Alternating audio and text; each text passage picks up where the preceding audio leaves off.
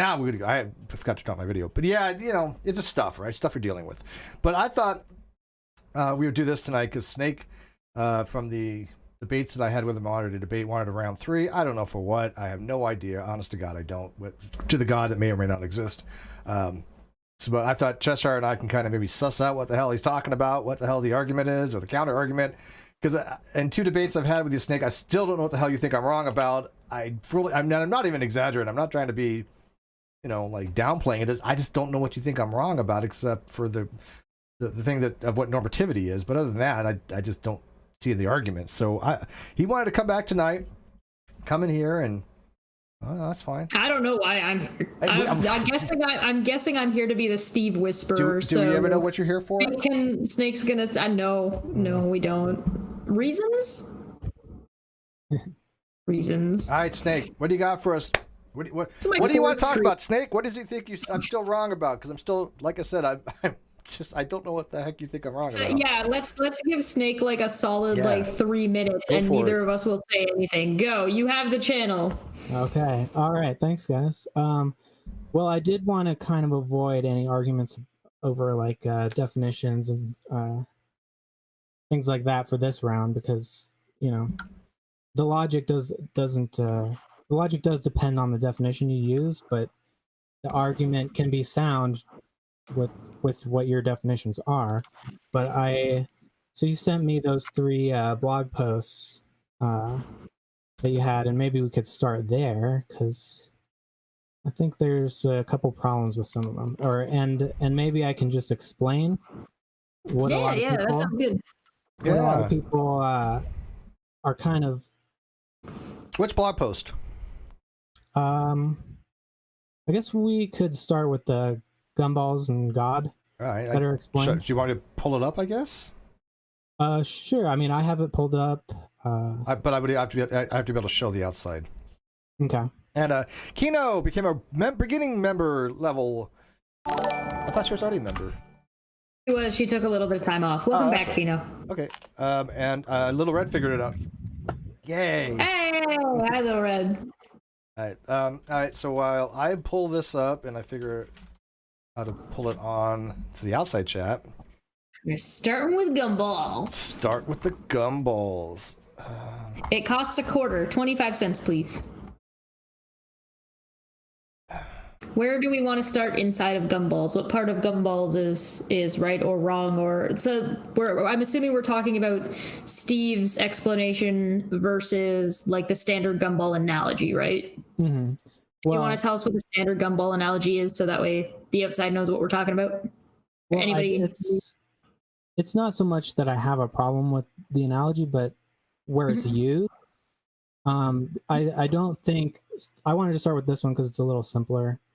Basically, I'm just saying that this is a bad analogy for any question of something's existence, whereas the Gumball analogy is just saying that it's a dichotomy of it's either even or odd number of gumballs, whereas it's frequently used to explain a dichotomy of whether something exists or does not exist. And I just don't think it's a bad analogy. That sounds like Snake is agreeing with you. Yeah, so far, but hang on one second. Okay, I got it pulled up here. A couple things of what you said. The gumball analogy originally is just meant to show somebody, look, if I have a jar of gumballs and I say, hey, Cheshire, are the number of gumballs even or odd? Now, assuming there's certain conditions, right? Quantized, they're 1, 2, 3. They're a natural number in there, right? Mm-hmm. And I say, okay, and I give her the proposition, are the number of gumballs even? And Cheshire, having no information either way, right? The most rational thing she can say is she doesn't have position on it. And it doesn't mean that you mean that you necessarily believe that they're odd, right? That's the whole point of the gumballs. So you can take a position where you don't affirm the proposition that they're even without having to accept the negation that they're odd. You can take a stance that you do not have a position either way. You don't believe that they're even, and you don't believe that they're odd. That's what the gumball analogy was originally for. And that works for that. There's nothing wrong with that. Would you agree? Yeah, for that usage. But I think when we start getting into arguments about atheism and theism, it changes a little bit because, so for for the gumball analogy, I would say it's categorically different than the different dichotomy of whether something exists or not. So you think that changing from gumballs that we know are existent to changing to a more abstract concept like a god that change means that the analogy doesn't work? Yeah, I don't see why that would fail. It's still bivalence, right? I mean, either God exists or God does not exist. It is either even or not even. I just want to make sure that we understand. Like, that's what you're saying, right? Yeah, so I think if we're going to still use gumballs as the analogy, it would be, are there gumballs at all in the box? Versus, are there any or are there none? That would be a better analogy. Well, it's not still a dichotomy. Either there's something or there's not something. God exists or God does not exist. These are all simple dichotomies, right? So even, okay, no, I think I see what Snake is saying. He's saying that like we're already starting on the assumption that the gumballs are there to begin with, and that like we can see into the jar. Which, when it comes to something like a god, we can't even see whether a god exists in the first place. So the analogy starts doesn't really work in that regard. Do we have to? But I don't think that's what the analogy is talking about. Yeah, it doesn't matter where we can access or not. It is. We talk about the biconditional or the bivalence. Look, it is either the case that they're even or that they're odd. There is no other options. Right? Ontologically speaking, the gumballs must be even or they must be odd. There are no other options, period. Just like God either exists or God does not exist. There are no other options. There's an equivalency there. Right? So when you're saying, hey, look, God exists, we're going to call that even. God does not exist, we're going to call that odd. It has to be one of those conditions. There can be no other cases. That's why the analogy still holds. Well, Snake is also right in saying that there is a degree of separation there if you're going to take that next step in the conversation. To say that, well, how do we know the gumballs are even there in the first place? Well, now you're moving into you're moving into a different argument, which is fine, but I think that's where we're going, if I'm understanding correctly. Yeah, that's a different argument. You just say, hey, the gumballs even or odd, or is there gumballs in there or not? That's the same principle. It's kind of like so in the gumball analogy of even and odds, 0 is an even number, so that's so no gumballs is kind of baked into it. But what I'm trying to, but if there's one, then it's odd, right? It's if God exists, at least one God exists, then it's one.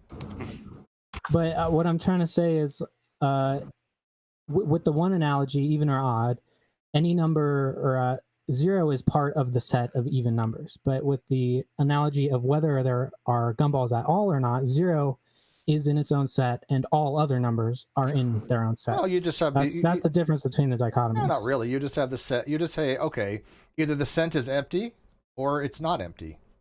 That's it. Either the set of gods exist or empty or not empty. Yeah, you're just shifting the dichotomy. It means the same thing at the end of the day, I think. But let's take a look at this. What would you propose to use instead? I would just say, are there gumballs or are there not gumballs? Okay, that's fine. It still holds. Okay. Yeah, that's fine. Either the proposition, are there gumballs? Is that true or false? And if by the way, if you don't have a belief on that, it doesn't mean that you affirm that there are no gumballs. Same principle. Mm-hmm. It just means that you don't position disagreement here. Yeah, I mean, you're just using different examples, but they all fall into the same relationships. He's changing the analogy so that way there isn't an additional step in the conversation that doesn't necessarily have to happen. Yeah, well, the only reason I use gumballs is that's the canonical thing to describe the situation where if you don't affirm the proposition, it doesn't mean you accept negation. By the way, there's a word for that. It's called agnostic, but we'll get into that. Well, hold on. Dropped my mouse. I think we all agree on that one then, yeah? Yeah, so you don't see a problem with this. By the way, it's really hard to go through this and read it, but we're going to look at the tables. You don't have a problem with this table, right? I mean, this is just, it is the case that's even, or is the case that's odd? Is it the case that God exists, or is it the case that God doesn't exist? There's no possible other options for this table. Would you agree? Sorry, did you cut out there? I didn't hear. I said according to this table, there's no other possible options, right? Yeah, and that the analogy works fine for that. Okay, so let's go on to the next table then. Yeah. All right. So actually, this isn't really I mean, it is I should have done this as table 1, but it was my initial table. I started enumerating them. That's the only thing I might change is my enumeration of the tables, but whatever. Significant figure. Yeah. So what do you? What is the problem with this table then? Which one? Table 1. Can you see it? I don't see. Look on the video if you can't see it. I'm just seeing you two guys. Well, can you follow along on the either go to the You've got it pulled up, right? I have You've got I haven't pulled up on the video. You've got the blog pulled up, right? Yeah. Okay, so on the blog, the next table down, if you scroll down about like 1.5 Table 2? rows. Yeah, table 2. There you go. It's under table 1 actually, because the other one was not labeled. I didn't enumerate that one. Ah, Steve, you fucked up. Well, no, there's a reason. I mean, it wasn't really. That was like the canonical. Nope, you fucked up. Hey, you want to be my editor? No. Yeah, don't blame me. Leave me alone. Yeah, I mean, as far as odd just being the not even case, I don't think there's a problem there. Okay, so you agree that if they're even, they're not odd. If they're odd, they're not even. Mm-hmm. There's a just like if it's true, it's not false. If it's not false, it's true. Sure. Okay. All right. So in this particular case, given the proposition, believes the number of gumballs are even, right? It would be equivalent to believing God exists. We're going to call that a theist. If it's odd, believes the gumballs are odd, believes that God does not exist, we're going to call that atheist. And then you have the middle position, which the gumballs is supposed to show. Doesn't believe either or odd. Doesn't say God exists, doesn't say God doesn't exist. You don't believe they're even, you don't believe they're odd. You're agnostic on that particular proposition, which I've been saying for, I don't know, 5-6 years now, which was our debate, which you keep on trying to say I was using the terms wrong. Shut up, Steve. Let him explain. What do you think? Is there something wrong, or See is what there she not does something to me wrong? when she drinks? I get abused. Stop bringing up the past. This is a new beginning. Every We're time gonna she be abuses friends. me, I bring it up. Go ahead. I think the alcohol's helping a little bit. Alcohol helps a lot for a lot of things. Yeah. Yeah, I'm out. This mug is the size of my head. That's Cheshire's pretty much entire coping mechanism, and I get it. Mine's. Go ahead, Snake. What you got? Hey! I'm like the only one not drinking. What's up with this? No wonder I got an eye twitch. You need to start putting some booze in your coffee. I got some brandy, which I usually put in, but listen to her trying to get me drunk. What's the next thing? What do you think is either wrong or could be better? Well, the reason I bring this up is basically, it's going to be a little bit of a process to explain. So let me see. Okay, All right, then so I'm I'll tell you going what. to Let me get some brandy then. something, so I'm going to go get it real quick. You explain. I'll be right back. Oh no! Well, Okay. I don't want us both to leave. That'd be rude. I guess I'm not going anywhere. All right, go ahead. Okay, so there's the position does not believe in the proposition, and then does believe in the proposition, and then there's does not believe proposition is false and does not believe proposition is true. Do I say all four of those correctly? Yeah. Okay. So there's only one of those does not believe proposition that does not require any consideration of the problem at all. So that's basically your default position is. Well, I'm not going to get into the believing. default stuff because that's a whole different ball game. I mean, it's hard to say what a default really is. Or what, you don't talk about propositions with defaults, you know. So I don't see that be even relevant. So you're saying that like the default is a different problem? Yeah, it's a different problem altogether. Let's talk about the logic blog? itself. Yeah. Oh, okay. Well, I that's forgot my kind hat. of I'm sorry. that's kind of why I bring it up though, is because I think a lot of people are seeing problems with the way you're mirroring the propositions, because you can get to 3 of those propositions, but you always start off at one of them. So it becomes hard to mirror them from an epistemological perspective. I don't see what the Oh, I problem see what you're is. saying. Okay, so he's saying that like if you're trying to mirror the prospect, you kind of have to use the same defaults that they're using. Otherwise, people are going to be confused. Not at all. Is that? I'm not asking you. Oh, sorry. Is that what you're trying to say?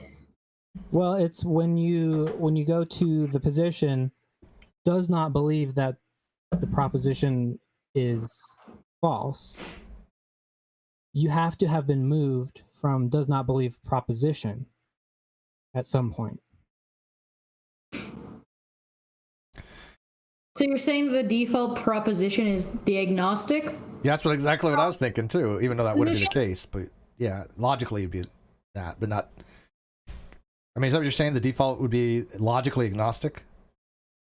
Not Well, do you epistemically, mean obviously, but logically. agnostic okay, so you're saying not The agnostic not neither agnostic believes it's in the true. sense that we don't have knowledge on the No, subject. I'm not talking about knowledge. I'm talking about belief.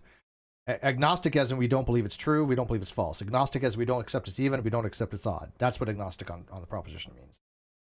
Yeah, so I'm asking if what you're saying is the default to the proposition about the gumballs existing or not existing is you don't have a belief one way or another because you don't have any information. Well, you don't believe that there are gumballs. Sure. Okay.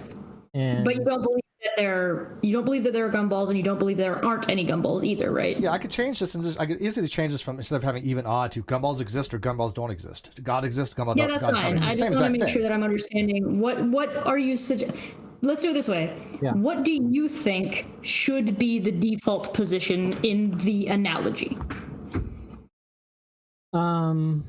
Well, I guess what I'm saying is we don't need any information to not believe the proposition that there are gumballs. Mhm. So, but if we're going to go and say, I don't believe that there aren't any gumballs, what you're saying is I have some reason to believe that there are gumballs, or there could No. be gumballs. No. I look, if I have a gumballs and I say I don't believe they're even or odd, it's because I have absolutely no way to determine in any shape or form anything other than 50-50 probability. That's why. I mean, if you just have a jar of gumballs, you have no information that'll even lead you one way or another. You are legit at that point 50-50. You say I don't believe either way. That's agnostic on the proposition, right?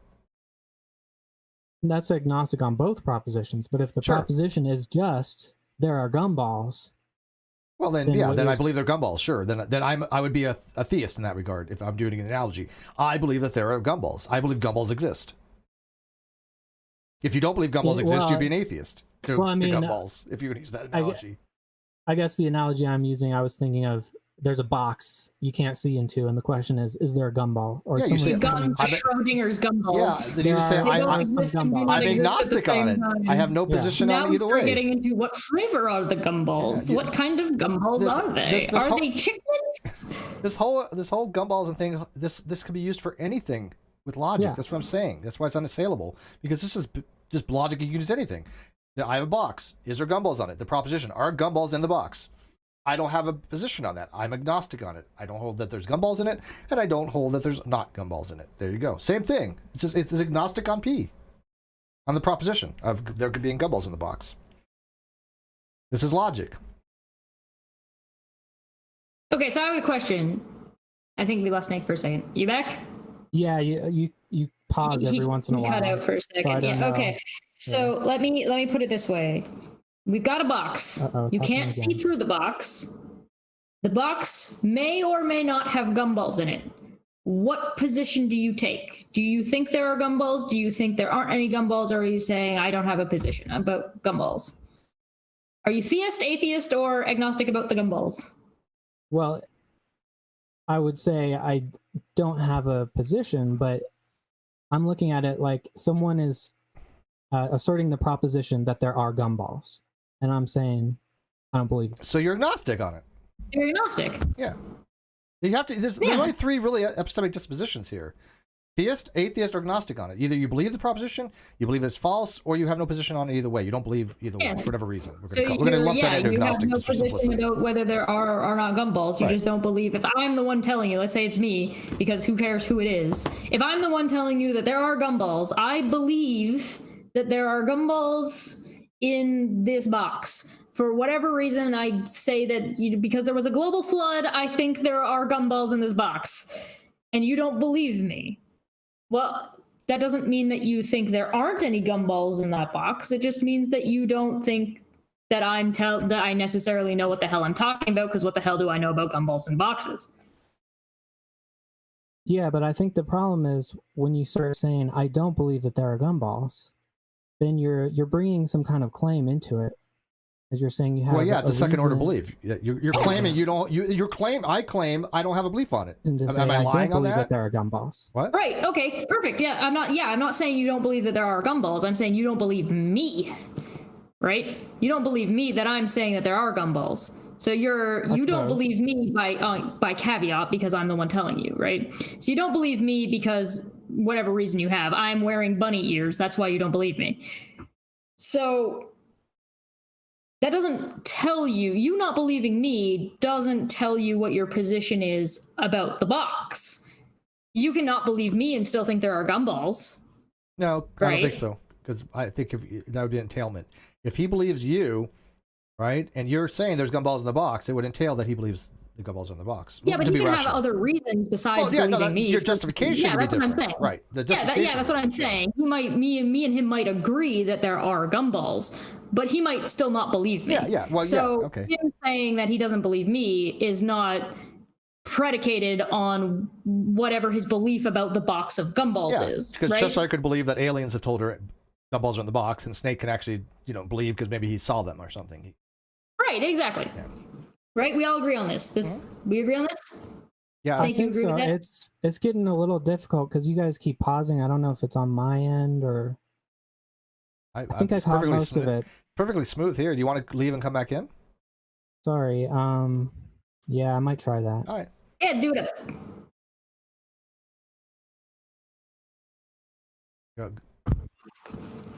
Just refresh. I haven't. Oh, here we go. Look at him run! Look at him run! Oh, sorry. No. Be nice. He's being nice. All right, let's see if we can. Hello. Right. Now let's try it. Is that better? So, I was saying that you cannot believe me, but still have your own position about the box, whether or not we happen to agree. Yeah.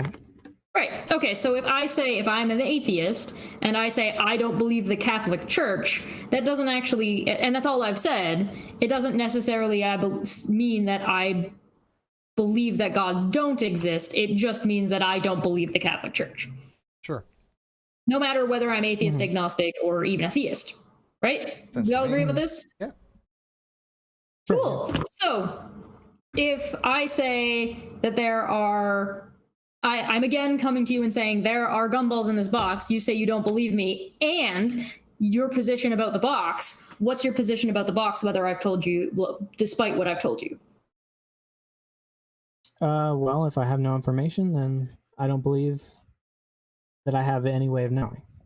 Right, so you don't... So I don't, yeah. You don't believe that there are gumballs in the box, you don't necessarily believe there aren't any gumballs in the box, right? You don't know, right? Yeah. So you don't have a belief. Correct. Right. You're agnostic. So you're agnostic. Welcome to my world. Well, I think that You don't believe me. You can be agnostic about that, but still not believe me. Because I'm the one telling you, right? I'm saying, hey, no, there's gumballs in this box. Pay attention and pray to the gumballs. And you're saying, I don't believe you. Which totally makes sense. You shouldn't pray to the gumballs. Yeah. Don't kill people over the gumballs. I think we can all get on board with that. No torture of people for gumball beliefs. Yes. But you can say, I don't believe you in what you're telling me, but I also don't know whether there are or are not gumballs. Yeah, but if I've never had a reason to believe in any gumballs, then I'm all... Yeah, you'd be innocent then. Yeah. Agnostic. See, the reason why it's logically agnostic is that it has to do with logic. It doesn't care about semantics. But the reality is, to be agnostic on a proposition, you have to try to have evaluated it and then suspend judgment.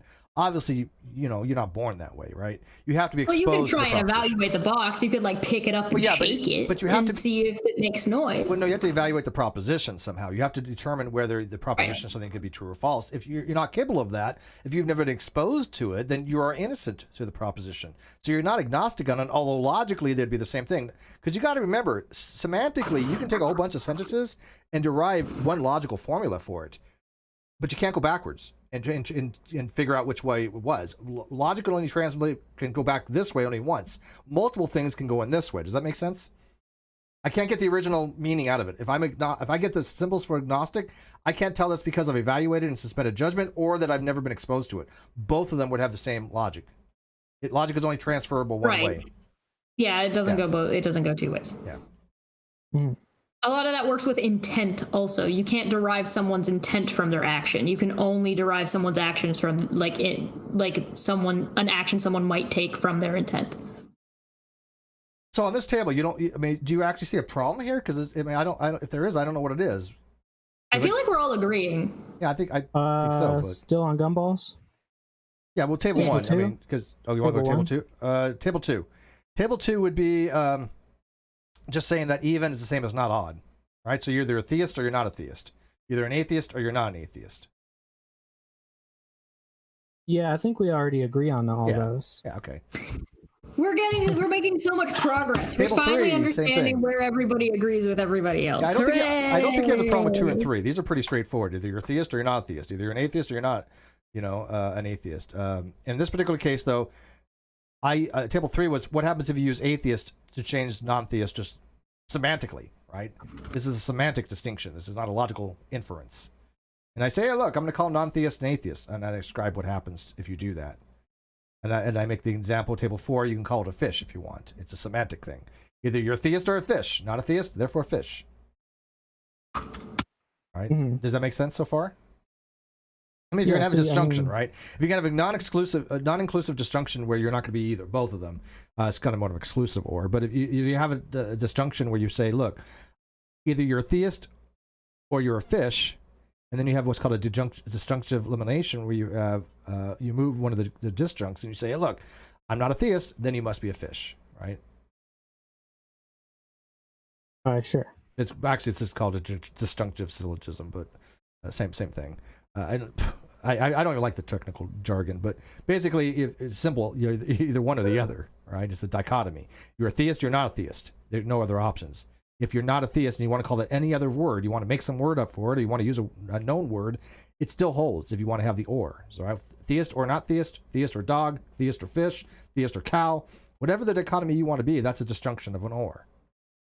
Right? Steve calling atheists fat. So that's why I call it a semantic game. That's all. So this is the main one though. What's the next? Yeah, no. Are we all on the same page about the gumballs in the box? I just want to make sure we're on the same page about gumballs. Okay. Yeah. Fantastic. So what you're basically, let me sum up. You're an atheist about my proposition. You don't believe me for whatever reason, right? Yeah. Yeah. But that does not. But you're agnostic about the box itself, right?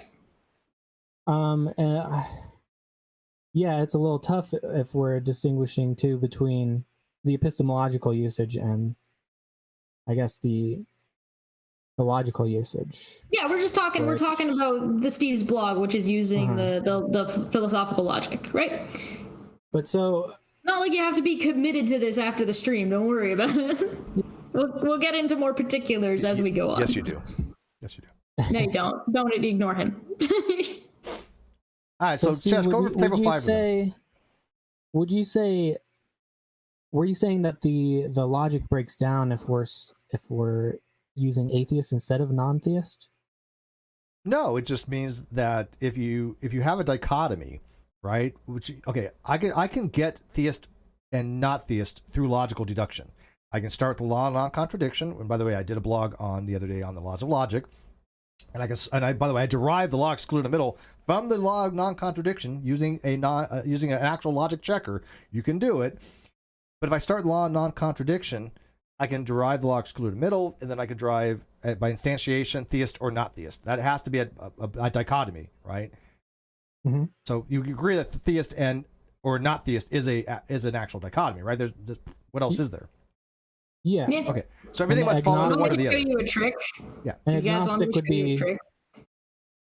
Agnostic would be non-theist. Okay, watch this. Hey, Steve, is the Catholic Church accurate? Their portrayal of a god and whatever, or is that true? Do you believe them? No. No? So you're an atheist about that particular position? I'm atheistic about their particular position. That particular position, yeah. Okay, and what about like a vague maybe creator god? Are you do you believe that, or do you think that's not true? You're agnostic about that. Okay, so he's an atheist about this, but is agnostic about this. Yeah, it's called a local atheist. Now ask me the same thing.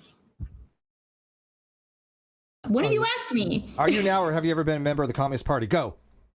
No. Okay, sorry. Rolando became a beginner level. Thank you, Rolando. All right, Snake, go ask her. Go So ahead. we all Ask her. know that Steve is an atheist, or Steve is an agnostic, but he's atheist about this particular position. Atheistic, right? yeah, I think is better, but Atheistic, yeah. So in my position, I'm an atheist, and look, hey, Chesh, do you or do you not think that the Catholic Church is accurate in their portrayal of what they consider a deity? No, I don't think they're right, and I also think that it's not true. Cool. What about a god, that some kind of creator god? Well, because of this, and this reason, I think it's not true. Look, I'm an atheist. And this is what I'm saying. I don't want no offense to Chesh, I don't want the same label as her because we have very different positions. Although we agree on the Catholic Church, we differ on the overall global aspect. So that's why I don't take the label of something, because why would I take the label of an atheist when that already has a particular understanding and a more normative use in philosophy that would describe Cheshire, but it wouldn't properly describe me. Well, if you want to get to an atheist from that perspective, you would have to be an atheist for every single possible That's easy. God. All an atheist Sure. has, Yeah. Hey, Cheshire, do you think all Would an gods are atheist bullshit? not be that position? Why wouldn't an atheist be in that position? Exactly. Hey, Cheshire, do you think that all gods don't exist? I think that all gods do not exist. There you go. She just eliminated all gods from her ontology. Boom, done. That's simple. But I don't know how I could get there. Why not? Now that's I can get there, and I'm not even atheist. It's not that hard. Cheshire, take this. Explain to the poor boy how easy it is to justify atheism. It's not that difficult. But I would do have need to drink now. evaluate every God claim individually. Well, Make I them mean, into if you decide that if you want to take that on, you can go right ahead. But I basically eliminate most of them by caveat because of the way that a lot of them function on as like how they are self-described. So as soon as you bring me a god that has the omnis, I'm like, nope, out the gate. It just immediately, no, I don't care. It's self-contradictory, so no, I don't believe that is the case. If you decide to bring me a god like Zeus or Thor or some other older deity of that kind of variety, I don't even consider them gods anymore in the first place, because I'm like, they're a creature or a being that might be long-lived, but it doesn't have that status that a god needs to have. Like, they might be impressive, sure. It's like looking at a Marvel movie. You know what? They're gods, but it's like, is he a god? No. So now I've taken all of the pantheistic gods off the table. So what about very vague notions of a creator god that made us and then fucked off? Well, it doesn't interfere with us. It doesn't act with us. And it doesn't deal with us in any way, shape, or form. No, I don't believe in it. I don't care. Go away. Look, I did it. That's all of them. Yeah, but I mean, I would still describe the Greek gods as gods, personally. Well, I mean, yeah, if you want to. I accept your logic on that, but I would probably garner does a god like a god have to be immortal? Yeah, probably. Or at least very long-lived. It kind of depends, since we don't have an example of a god.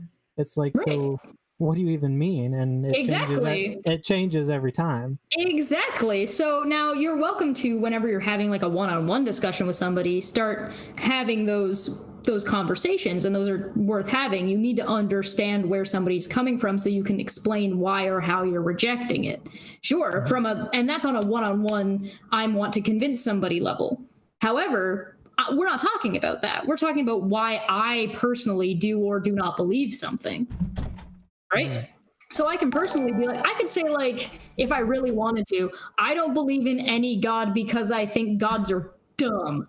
The end. I don't need any other reason than that. Now, if I want to convince other people, yeah, I'm going to have to do a little bit more work, but that's going to be on a one-on-one basis and understanding what that person means by a god, right? I added a little more brandy than I should have, but did you read the super chat? No, I didn't. I was waiting. Yeah. Hanson for 2 says, there's no god. I have proof. 86 proof right now, to be exact. This is 40 proof. All right, so is Snake an official full-on atheist now that believes all gods are BS?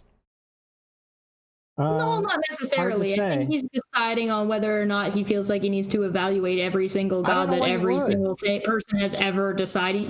That's almost impossible to do, because you probably got some. random homeless people in another country saying the end is nigh. Look, I'll give you an example. Let's say that you go to Canada, and every Canadian you meet for years, this is a total piece of crap. Oh. And then you meet this other Canadian, and somebody says, "Hey, do you believe this next Canadian you're going to meet is a piece of crap?" You go, "Yeah." And you say, "Why?" "Well, because every other Canadian I've ever met for my entire life is a piece of crap." You'd be justified, wouldn't you? Yeah. And by the way, Canadians are not a piece of crap. I love Canadians, and I hate the fact that they're all multi-talented and they all better looking than Americans. So essentially, like, if you say that I don't believe any gods, and the answer is like, well, why? And you say every other god that's ever been presented to me has been bullshit, you can say, so that by process of this has been the case every other single time, that you personally decide that, you know what, the next one's also probably going to be crap. That's justified. Yeah. I mean, you heard the black swans, haven't you? It's not that hard. Yeah, but I mean, that just... I'm not calling you guys this, but that just reminds me of when a lot of the alt-righters are like, well, all the black people I know are thugs and pieces of shit. That's not the same thing. So that's there's a difference. An irrational bias. Yeah, so there's a difference between if you're talking about, oh, well, every single person that I've met that is Canadian is a piece of crap, right? Because you're following that analogy, right? To say like, well, if you change Canadian to black people, well, suddenly you're racist, right? That's the thing you're going at.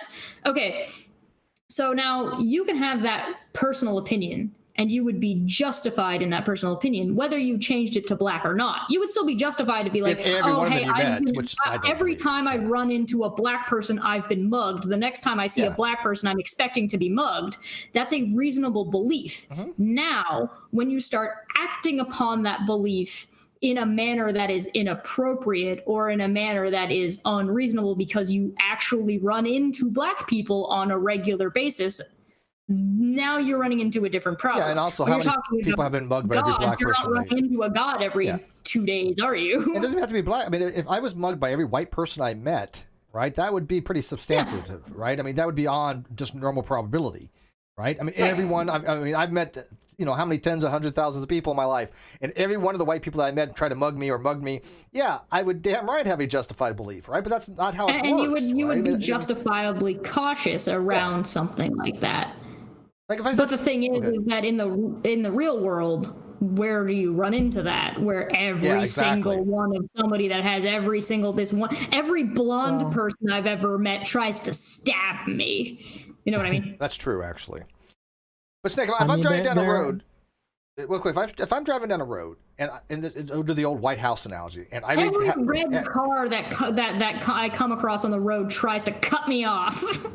As I'm driving down the road, every White House, I just see White House after White House after White House. 5 years goes by, I'm still driving, and all of a sudden you yell "stop," and I stop randomly, and I say, "Hey, Snake, you want to bet $1 million if you had it that the next house is going to be white?" You probably would. I would, because well, at least say, "Hey, look, do you believe the next house is white?" Yeah. There's been 1,562 houses that have already, passed that have been white. Yeah, I believe the next one's going to be white. Now, does it have to be? No, right? It doesn't have to be. That's the no black swan. But you're justified to believe that it is. Right, you're just not guaranteed.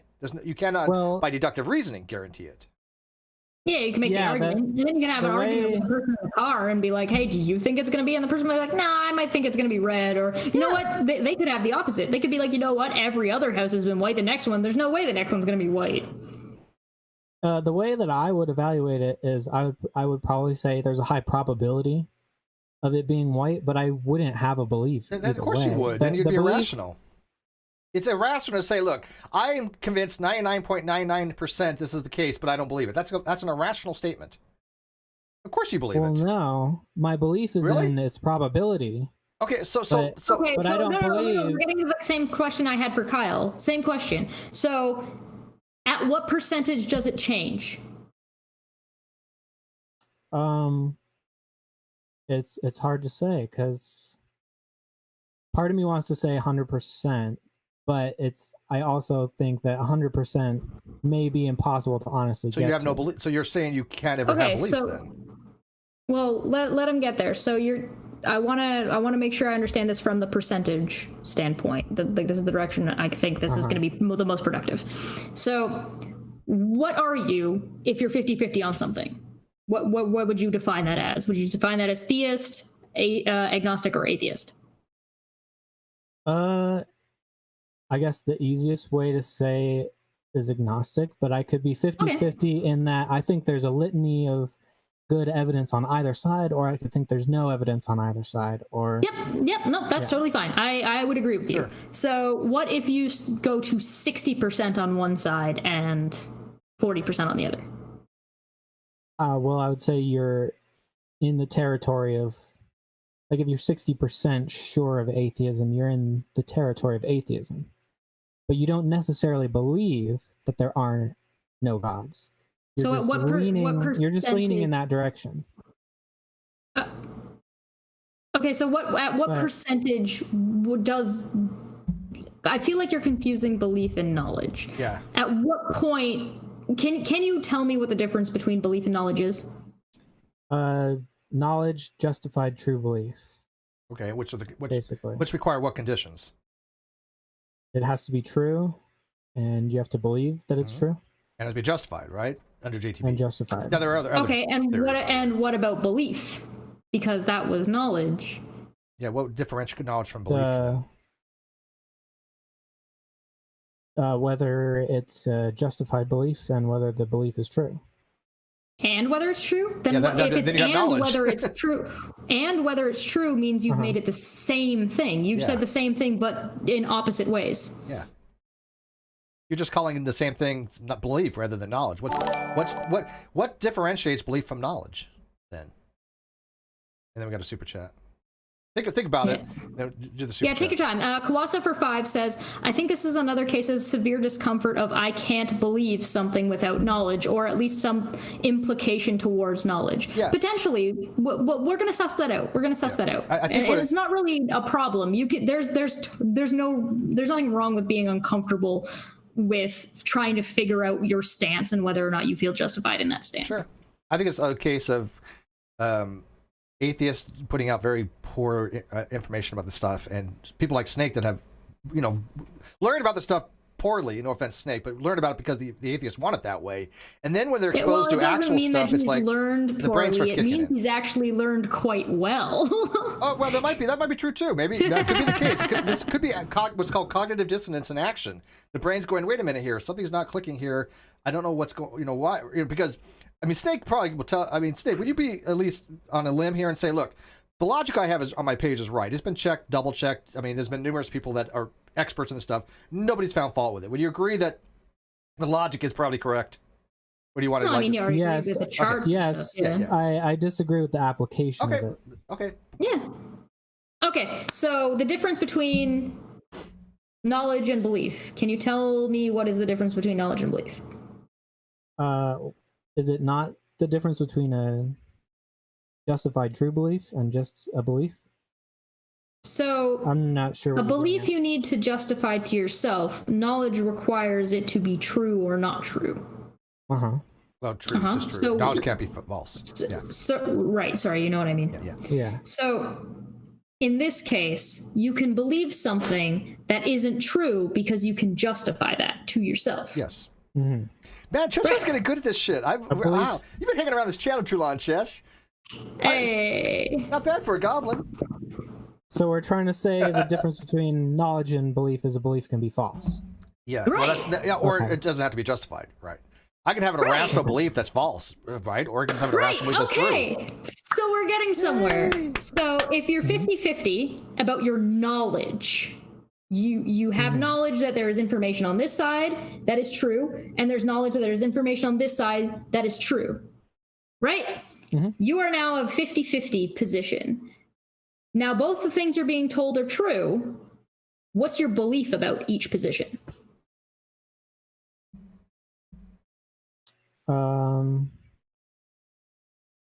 If they all have true things, well, I would just have a belief for each data set or each. Okay. Yeah. So what conclusion are you coming to? No, I guess no conclusion. None. Yay! Yeah. You suspended judgment on these gumballs. You are agnostic. Suspended judgment, and you're agnostic because it's 50-50 on both sides. Now, I'm not saying that's not possible. No, I know you're not. No, this is you great. Don't, we're making progress. But These there are not other trick atheists questions. that have. Atheists have said that's, yes, there's these no are. such thing. These are not trick questions.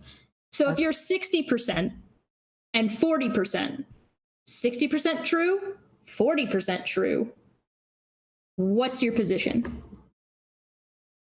I mean, you would believe that the 60% is more likely. That's not Or at least that's what I would say. So how about so this? what I'm telling you is I got an idea, knowledge for both. I have a really good idea. I wanted to get back to the house example. Hang on, I got a perfect way to describe it. You have two doors. You have to go through one of these doors. At 50-50, it's just a guess. You have to, you just pick one at random. Yeah. Flip a coin. But if you have 60% chance this one's going to lead you to hell or some fiery thing, just whatever. It's a dragon. This one doesn't have the dragon. This one says 60% chance it has a dragon. Which door do you pick? Probably the one that's 40% that doesn't, right? Now you don't necessarily have to believe that to be the case, but you're going to take that door, right? But if it was 99% that this door doesn't have the dragon and this one does, you're perfectly justified to go, yeah, I believe that this door this door doesn't have the dragon. This is my best chance. Let's go. Because you got to pick one or the other, right? Well, so what you're telling me is what I'm saying is that I don't necessarily believe that the 99% door is true until I've gone through it and seen that it was true. But I do believe that it has a larger probability. Actually what I think Snake has got backwards. Yeah. What I think is what you're trying to say, and you can correct me if I'm wrong.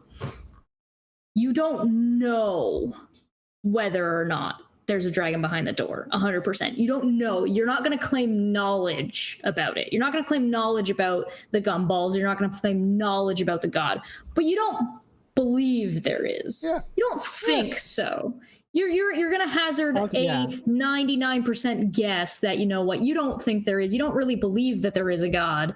It's possible that somebody could come up with a god and a god could just decide to apparate into fucking existence out of left field because it's God and gods can do whatever the hell they want, apparently.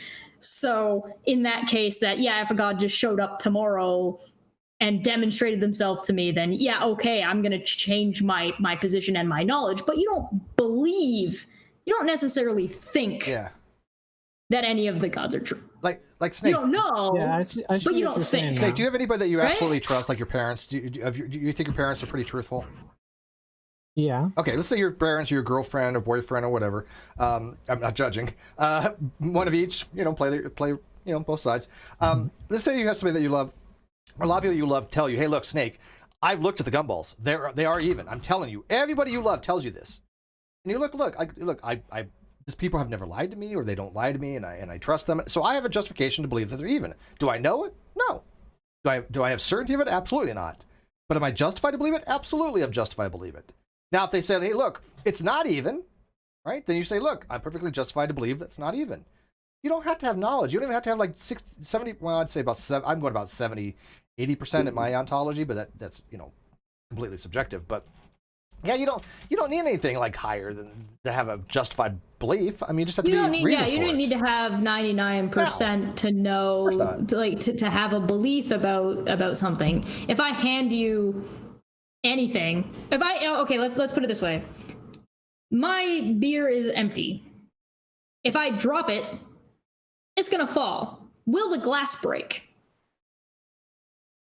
I believe that it will, we can look at how hard it is. We can look at what I'm dropping it onto. If it's cement, just like it was carpet, right? So we have a percentage chance that it might break. It's probably not going to if I drop it. Probably not, given the circumstances of what I'm surrounded by and how thick this glass is. However, if it happens to land in the right way at the right time, it could shatter. That happens with glasses. But if I decide, like, you know what, fuck it, and I drop it, I believe that it's not going to break. Do I know? Nah, it could break, but I believe that it's not going to.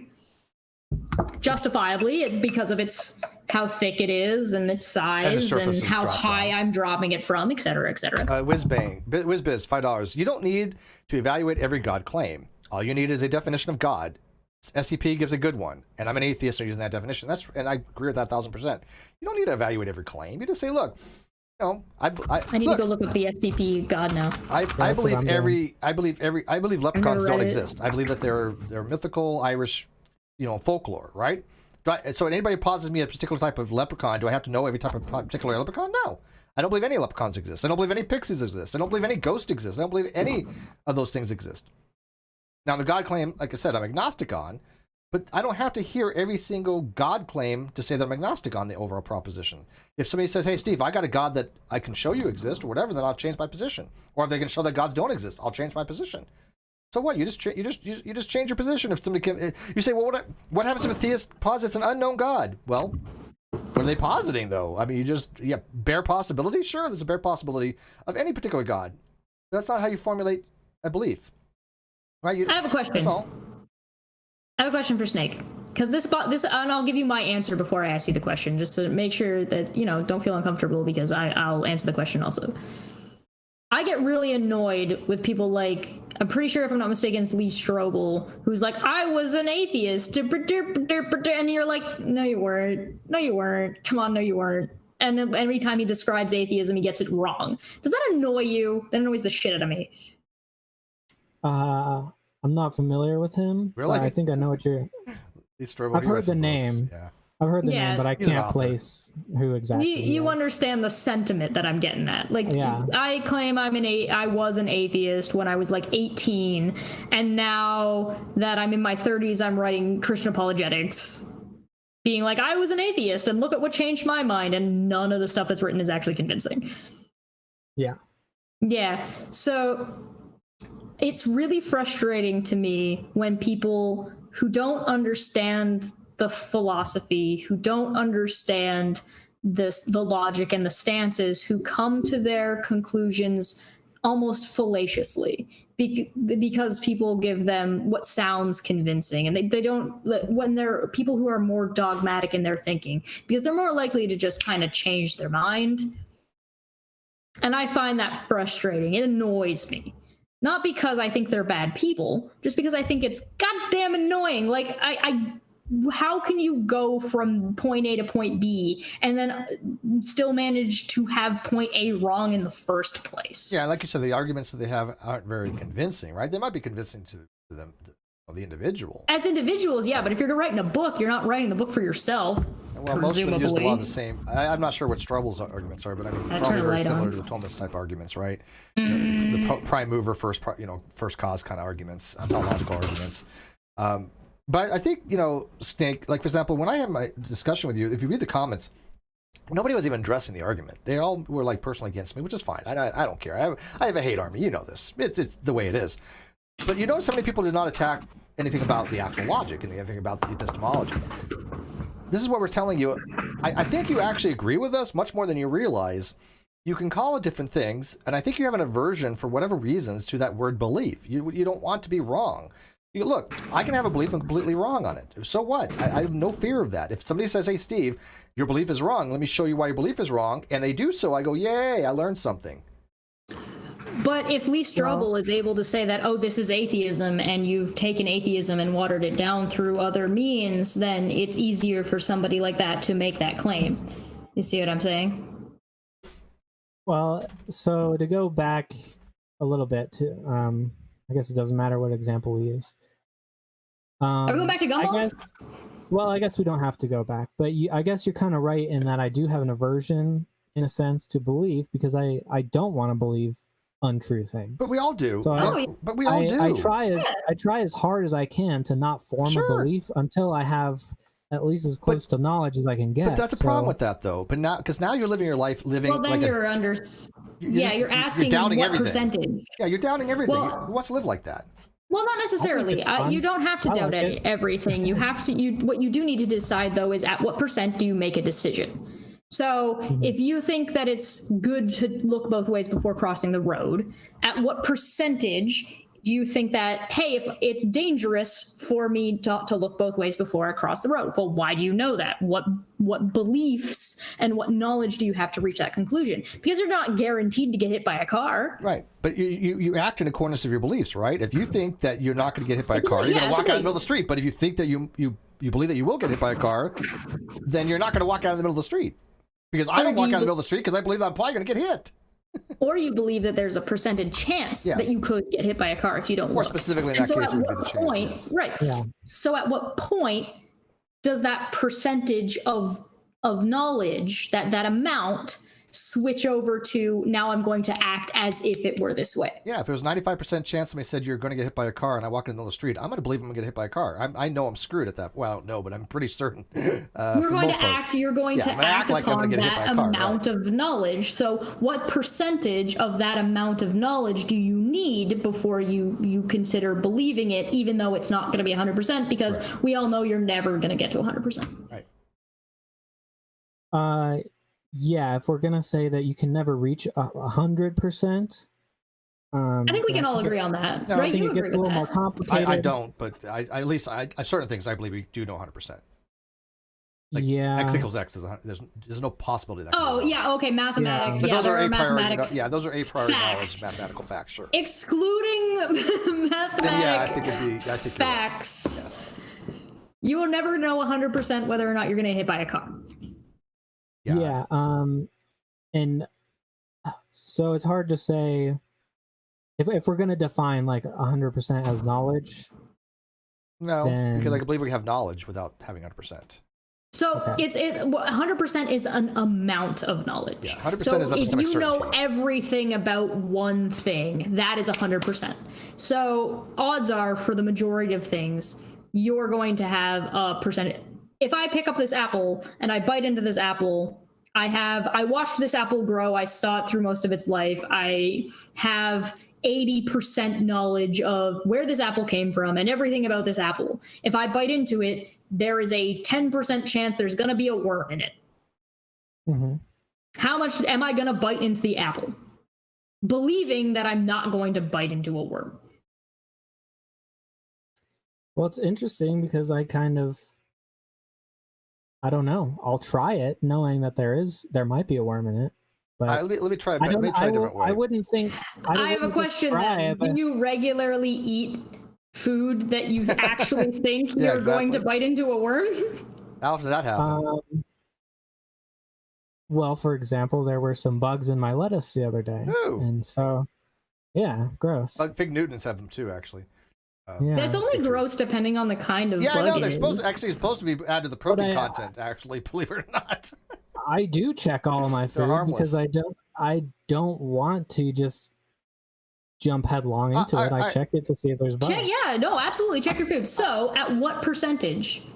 Do you consume your? Would you not eat it? And at what percentage do you choose to eat it? Because you're never going to know 100% without mashing it into mush to be sure that there's nothing in it. 1%, I'm done. It's not going to. No, I'm just kidding.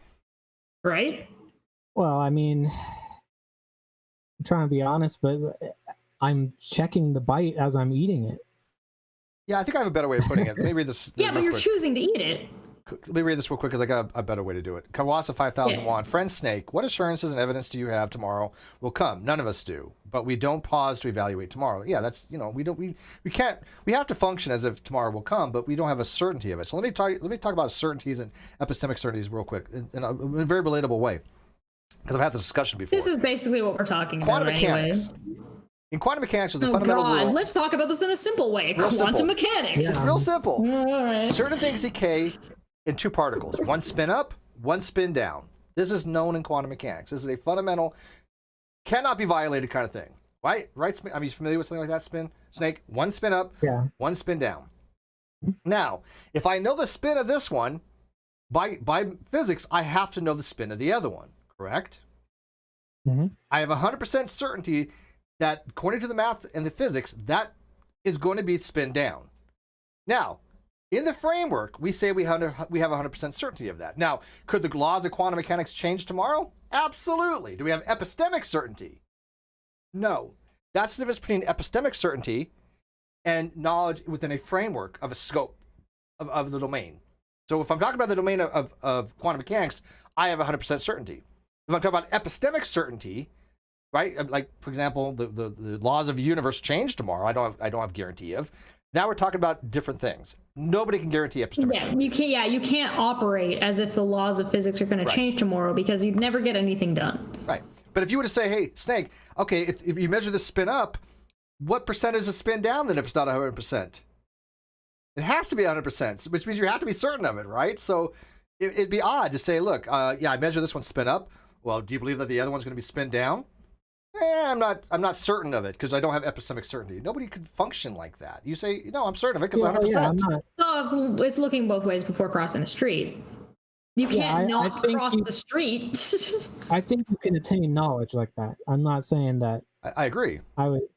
But you agree that's 100%, right? I mean, if it's spin up, the other one has to be spin down. That's 100% knowledge, 100% certainty in physics.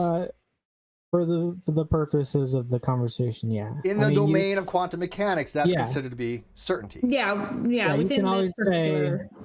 You can always say, oh, quantum mechanics might change tomorrow. Right, that's epistemic certainty. But if I say to you, hey, Snake, do the math, you have to use 1, right? Mm-hmm. You have to use the probability of 1. Yeah, you have to use the current functioning math, that's even if that math won't necessarily function tomorrow. You have to assign it a probability of 1. You don't assign it less than 1. You assign it a probability of 1 that the other one's going to be spin down. Oh, well, I mean, we also work forward as in like tomorrow we don't retest everything.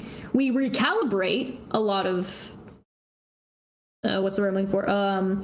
Tools. A lot of the tools we use get calibrated regularly, get calibrated daily. So when you're going into a lab, you're going to recalibrate everything so everything is back at 0. So you're going to notice pretty quickly if the laws of physics stop working. That would suck, yeah. But we don't go into work assuming they aren't.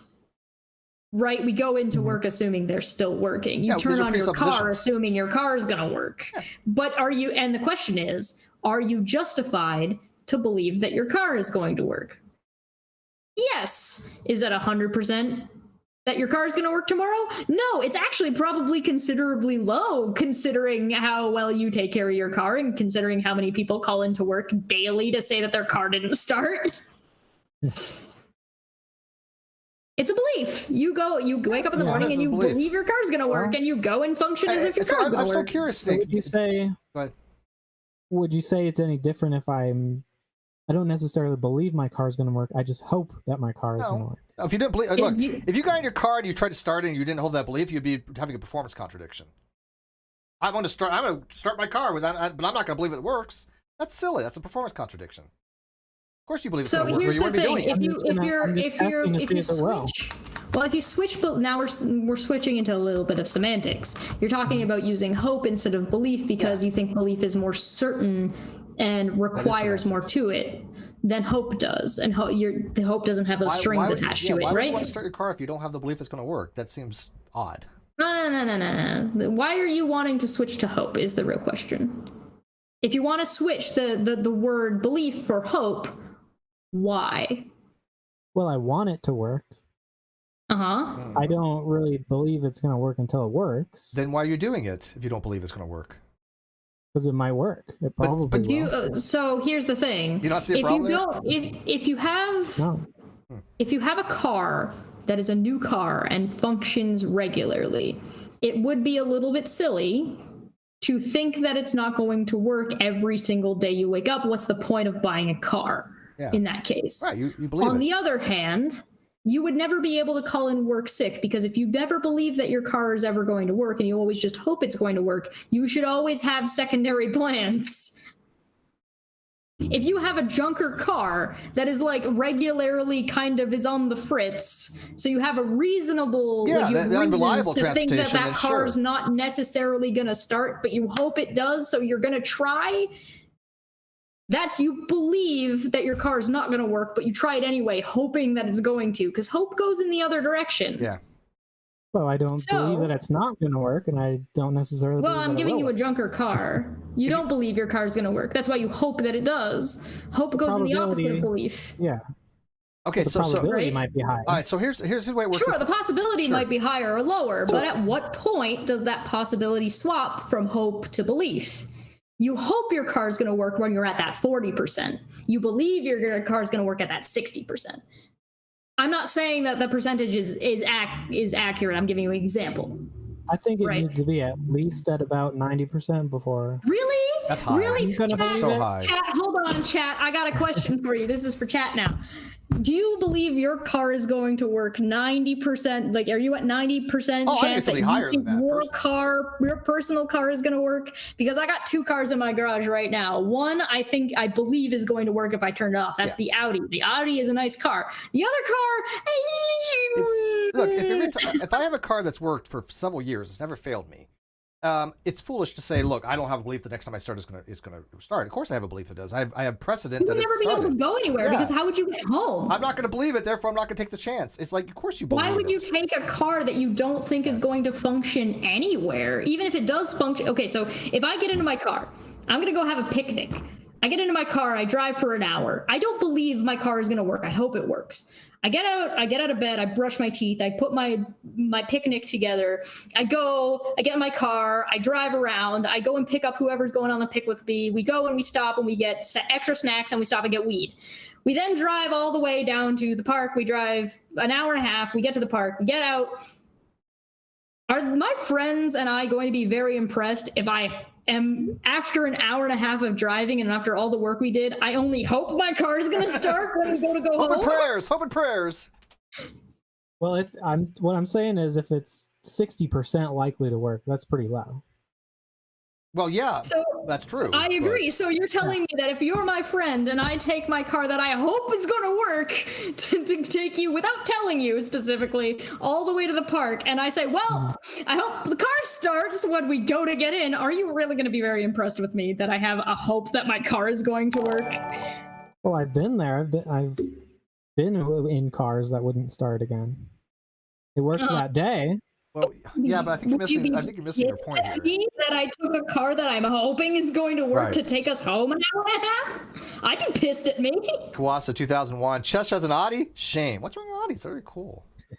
Shame. It's my mom's car. Yeah, I mean, Snake, I don't think you can function according to the way you do epistemology. It just wouldn't be rational. And I think rational is, I think we want to function in particularly the framework of God. You can function within that framework, but not day to day. Yeah, not day to day. I mean, look, if I same problems you run into with solipsism. Well, how do you know you're not a head in a jar? Well, you don't. Well, I don't know I'm not a head in a jar, so yeah, I couldn't function that way. Look, if my car has been reliable every single time, and somebody says, "Hey, I'll give you 1,000 to 1 odds. You bet $1 against my $1,000, right? That the car's going to start. Is that proposition true? You better believe it." I say, "Yes, it's going to be true. I believe it's going to be true. Give me my $1,000." Now, your percentages could be higher too. If I say 60%, that might not be high enough for you to take that car on that long of a trip. You might be like, okay, you know what, 60%, we're going to use my buddy's car. We're not going to use my car. So you might be like, okay, well, what about 70%? What about 80%? It's about deciding where that percentage is. Well, at what point does belief turn to hope and hope turn into belief? If 60% is hope for you, which isn't good enough to make that kind of a trip, what percentage is? Because you're never going to have 100% certainty that your car is going to work every single time, because of course it's not going to work every single time, because it's a car. They never work 100% of the time. Today might be the day that it does. Well, there you go. Exactly. Then guess what? You got a false belief then. Your belief was wrong. You move on. You learn. There's nothing wrong with having false beliefs. No, you just go get your car fixed. But what I'm saying I can believe it's going to rain tomorrow, right? I look at the weather. The weatherman says there's a 99.9% chance it's going to rain tomorrow. Hey, look, I believe it's going to rain tomorrow based upon what the weatherman's told me. I'm going to take certain precautions like bring an umbrella. If it doesn't rain tomorrow, then I just had a false belief, and I go, oh look, my belief was wrong. So what? I move on. Life. Who the hell cares? Sure, but I'm just saying, I think there's a difference between I believe the car will work and I believe the car will probably work. Well, we agree with that, but that's a little. It's a nuance, but it's kind of almost a distinction without a difference for the most part. Sure, but you still have the belief. If I say, hey, Snake, your car started 1,000,000 times, do you believe that's going to start the next time, or you do not? There's only 2 options. Which one is it? Which one do you pick? Well, I don't have to pick one or the other. No, you have to pick one or the other. There's no other options. This is a dichotomy. This is classical logic, man. Either you believe you're or you don't believe. You're planning on using the car to go on an hour and a half trip with your friends. Are you going to trust that your car is going to? Do you believe your car is going to work? You could take the trip and not believe, but ontologically, there's only 2 conditions. Well, you could, but you'd be an asshole. Or you don't believe. I don't have to believe that it won't start either. Listen to me, Snake. There's only 2 choices here. This is logic here. Forget about everything else. This is logic. Either you believe or you don't believe. Correct? There's no other choices you have, right? Correct. Okay, so do you believe your car's going to start after a million times, or you do not believe the car's going to start after a million times? I would have to probably err on I don't believe. Really? So every time you get in your car, you don't believe it's going to start? Sometimes it doesn't. I just said after a million times it started. I know. Okay, But we're getting to the point of eternity. I'm going to become a operate theist. on that. You know what? I'm changing my position. I need Jesus right now. Okay. I'm trying to think of an example. But I can operate on that because I don't have a belief that it won't start. But Snake, I just said your car started a million times. Hold on. I want to take this to the absurd. Do you leave your house regularly? Like, do you have a job where you go out every day and come home? Yeah. Okay, so when you leave the house, you close and you lock your door, and you believe that door leads into your house, and it will be there when you get back, right? You believe that. Yes. Okay, and you leave for work. You go to work. You work 8-hour days. You come back. You get to that door. You believe that that door is going to lead into your house, correct? Yes. What is the % chance that it does? 100%. Why? How do you know you're at the right door? Well, unless physics changes, then we're at 100. Then we're at 100%. So unless physics changes or you went to the wrong door. Yeah, I don't. So basically, it's only 100% if it's 100%. I wouldn't be at the wrong door unless I was wasted or something. But Okay. So there's no you have 100% chance that you're not mistaken.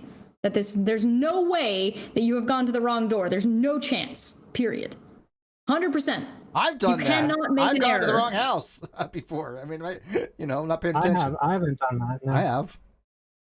I've had other people come to my house who are at the wrong place, but So there is a % chance you're at the wrong place. Right. Other people have done it. It's a possibility. in a grand sense, there's a possibility that someone can go to the wrong place. Yeah. Okay. So what's the But if chance? I'm looking at my yard and my address and my key goes into the door, then I don't think there's a % chance unless some wormhole opens up in the living room. Oh, okay. Well, I mean, it's possible. Maybe a wormhole will open up on the other side of the door. So does that mean it's not 100% chance that you're in the right place? That it's going to open up into your house?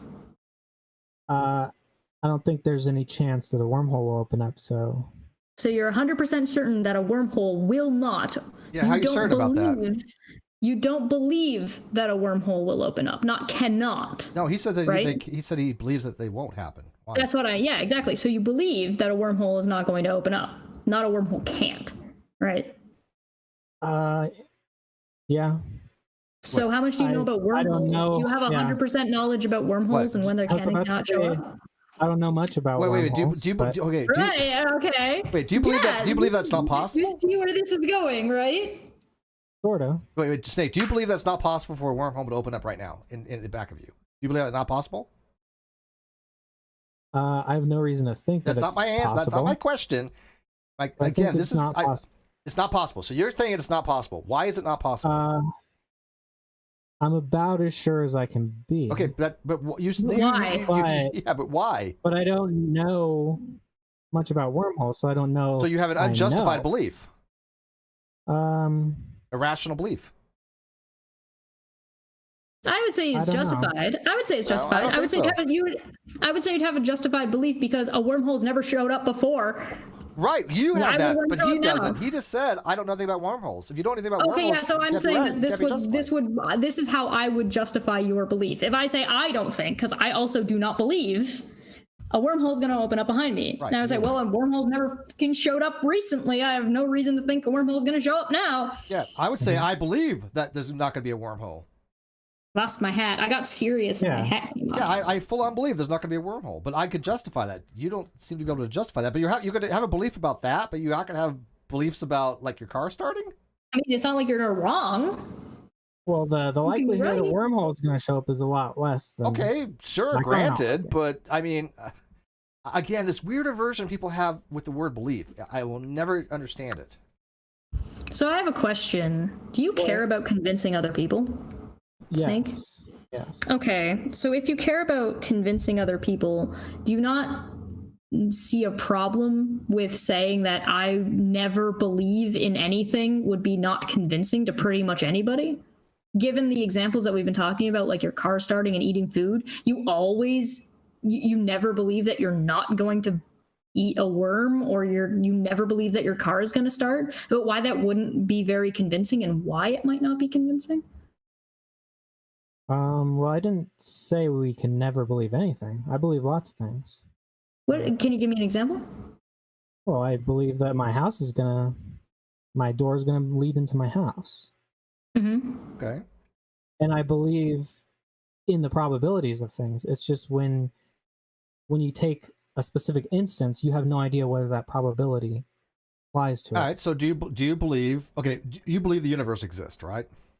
Yes. Okay. Do you believe in that universe? Never go full solipsism. Yeah. That's 100%. Good. Okay. So not solipsism. Okay. So not Never solipsism. go full solipsism. I'll say that's 100%. All right, right that's there. fine. Well, that's cool. Whatever. Okay. So I believe the universe exists too. In the universe, We found something we all believe. The universe exists. Good start. We're gonna call everything that existed or will ever exist the universe. This is the universal domain. It's called in logic. It's called the UD, or the universal domain. Yes. In that universal domain, which also includes all possible worlds, do you hold the belief that there are no leprechauns in it that exist in this actualized world, not in the possible worlds, but in this actualized world? Yes, but that's because there's no evidence for Okay, that. whatever. I'm not going to give the justification. fine. So Okay, but I would you agree. believe that It's fine. you believe that in Yeah. this actualized world, because they do exist in possible worlds, but in this actualized world, you believe that they do not exist, right? I would say it's more accurate that I just don't believe in No, them. no. I don't care what you don't. I'm not interested in what you don't believe in. I want to know what your actual beliefs are. Do you hold the belief that leprechauns don't exist? Yeah. Okay, so you hold the belief the universe exists, which we all agree. You hold the belief that leprechauns do not exist in this actualized world, which I'm sure Cheshire believes as well, as she's like really Irish, like I am. But all right, so we all hold that belief. I'm not Irish. Do you believe that? That we're mammals? Yes. Okay, so we have that belief. Do you believe that in the universe, in this actualized world, that there are no such thing as gods? They don't exist. I think so. Yeah. Okay. Cheshire has that same belief. I don't have that belief, though. Do you understand now why I don't take the label, the same thing that would describe your belief and Cheshire's belief? Which is the whole point of our discussion from how many times? Yeah. But I don't understand why you have a problem with the usage of it being equivalent to non-theism. Well, that's what I explained in my blog there, right? I mean, because you can call it anything you want. I can say theist or a dog. Not a theist or a dog. It's just semantics. I know I'm not interested in semantic arguments. I'm interested in logical arguments. The logic you can see is very much correct. Well, and the reason I say that is because I believe that there aren't these mythological beings because there is no evidence for them. But no, hang on. So I have really no other choice. Look, you believe that there are no gods, which means that you don't believe, right?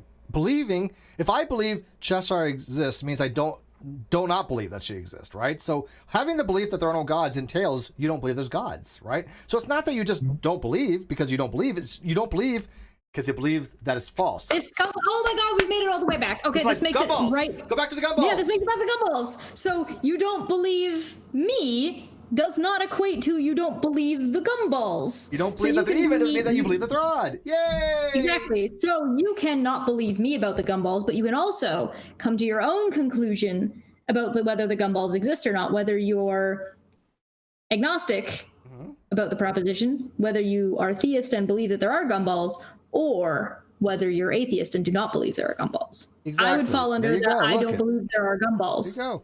That's it. I would fall under. Actually, it'd be this one, this table here. I'd fall under agnostic. Yay! Look at that. She would fall under atheist. She believes that they're odd. They don't exist, and God doesn't exist. Somebody else who believes that they're even be a theist. There you go. This is how logically it works. Yay. So the next question is let's take Snake out of it. Snake, do you think that I'm justified to believe that there are no gods? Yes. But Okay. perhaps under the framework of that if you had to be held to like 100%, if you had to evaluate every single God claim, then no. That's okay. Yeah. Okay. So I'm saying is, I think that the lack of a belief is enough to come to the conclusion, or the lack of evidence is enough to come to a conclusion that there isn't. No. Okay. No, that's perfectly fine. So yeah. So Until I am further justified. information. Okay. Until Right. So Sure. I am justified to believe that gods do not exist because of my previous experiences, in that no God claim that has ever been made to me or that I have been managed to research so far has panned out to be accurate. Now, Chester, what if I say, hey, look, I have God here, and I can actually show you God exists, and I actually show you God exists. I give you a God. You have. Now I'd be like, well, shit, that's a God. Damn. And you're like, okay. you know what? I just changed my belief. You're allowed to do that, by the way, right? Yeah. You're allowed to do that. You say, look, I didn't believe before. Yeah, as long as you demonstrate that is, like, I might have stipulations to be like, okay, listen, it needs to cover this, this, and this before I'm actually going to be convinced that that is in fact a God. Same thing with a leprechaun. But it was those things, and I'm like, yeah, no, that's a God. All right, give me a leprechaun, and I'll be like, doesn't mean look, I'm going to worship it. But I was yeah, wrong. okay. Leprechaun. I'd be like, look, I have a leprechaun now. It's a leprechaun. My belief was wrong. I fully admit my belief was wrong. I've changed my beliefs. I've appended my beliefs, because this is how you get a better ontology. You revise your beliefs. You constantly revise your beliefs, whether subconsciously or not. They're not so much on what's called on current. They're more dispositional. It's back to the car. Yeah, I believe my car is going to work until it starts working. Yeah, now I hope that my car is going to work until it doesn't work ever again, and then I'm like, well, I guess my car doesn't work anymore. And that is the 3 steps that I have made it with the belief of my car. My car works. I didn't change the oil, and now it's kind of stopped working sometimes, and then it worked once, and then the engine exploded because I wasn't changing my oil. Now it's never going to work, and I don't believe it's ever going to work again. That little oil light, that little Checo engine, all that stuff's just, what are these things? They're pretty. But we don't. I was a mechanic. So was I, but not car mechanic. But I have worked on cars. Me either. I wasn't a car mechanic either. Yeah, I've replaced radiators and alternators. I've done minor work. But we don't have on current beliefs that we keep on revisiting, right? They're kind of like just the brain does it, then kind of the brain tells us what our belief is, right? Helios, $2. Chester's secretly a full solipsist. Well, we know that. All goblins are. Right? Never go full solipsism. But she's right on this, Snake. I mean, that, you know, when it comes back to these positions, right? Go back to the gumball thing. This is what I've been trying to say from day one. These terminologies, these usages, these things that when I say, look, I am not an atheist, I'm agnostic. The reason I do that is because it properly describes my actual beliefs. Right? My beliefs are not the same as yours. I mean, if you want to be a dick about it, you say, hey, Snake, is it okay to is it okay to be born a man and describe yourself as a woman, because that more accurately describes the way you are as a person? Is that okay? Is that a question for me? Well, it says, yeah. Is that okay? I mean, I think it's okay. I don't think there's a problem with that. Yeah, I think that's the argument for transitioning. So if somebody is partway through a transition, so they're not all the way female from being a man, is it still okay if they want to be called a her? I mean, it's okay. They want to be what they right, and you wouldn't tell them that they have to be described as a he because they're not done their transition, right? Yeah. Okay. Correct. Well, then you just showed why the Duke trying to call me atheist, with the whole point of our discussion initially, why he was in the wrong for that, because that's for the Duke try to ascribe to me that position, that label, is for the exact same reason. That's not my label. So atheism doesn't accurately describe what Steve thinks and describe his position. So why would you want to call somebody by something that doesn't properly describe them? Well, if you said something like implicit or weak atheist, I think that would describe it. But even still, not necessarily. So why do you get to decide his descriptions that he uses? I'm perfectly happy to use his definitions when I'm talking. But it's also confusing, though. For example, like Snake, have you decided? Let's get it all on the table. Snake, have you decided whether you are a strong atheist? You are going to be a weak atheist. Which one do you want to take? What's your position?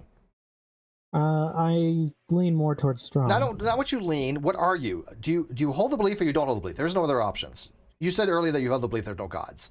So you're a strong atheist, right? Yeah. Okay, so that's your position. All right. Now, when people say, for example, like myself, that don't have that position, if they want to label me a weak atheist, that makes no sense to me because I'm also a weak theist, right? So it's confusing to anybody saying, well, what is Steve? Well, he's a weak atheist and a weak theist. What the hell does that mean? But that's what it is. Because it goes the other way. Right, you can't have one without the other. Which I literally have proved. Guess what? Using logic. If you have one, you have to necessarily have the other. Let's say you have strong atheism, strong theism, and weak agnosticism. Let's say we're using all four of those. Is there or should there be something that Steve should be called as he applies to both weak this and weak that? Should there be another category? Maybe? Weak agnosticism a little bit different, but I get your point. But yeah, what Snake? Yeah, so what would I be called? People say agnostic atheist a lot. Which means logically what?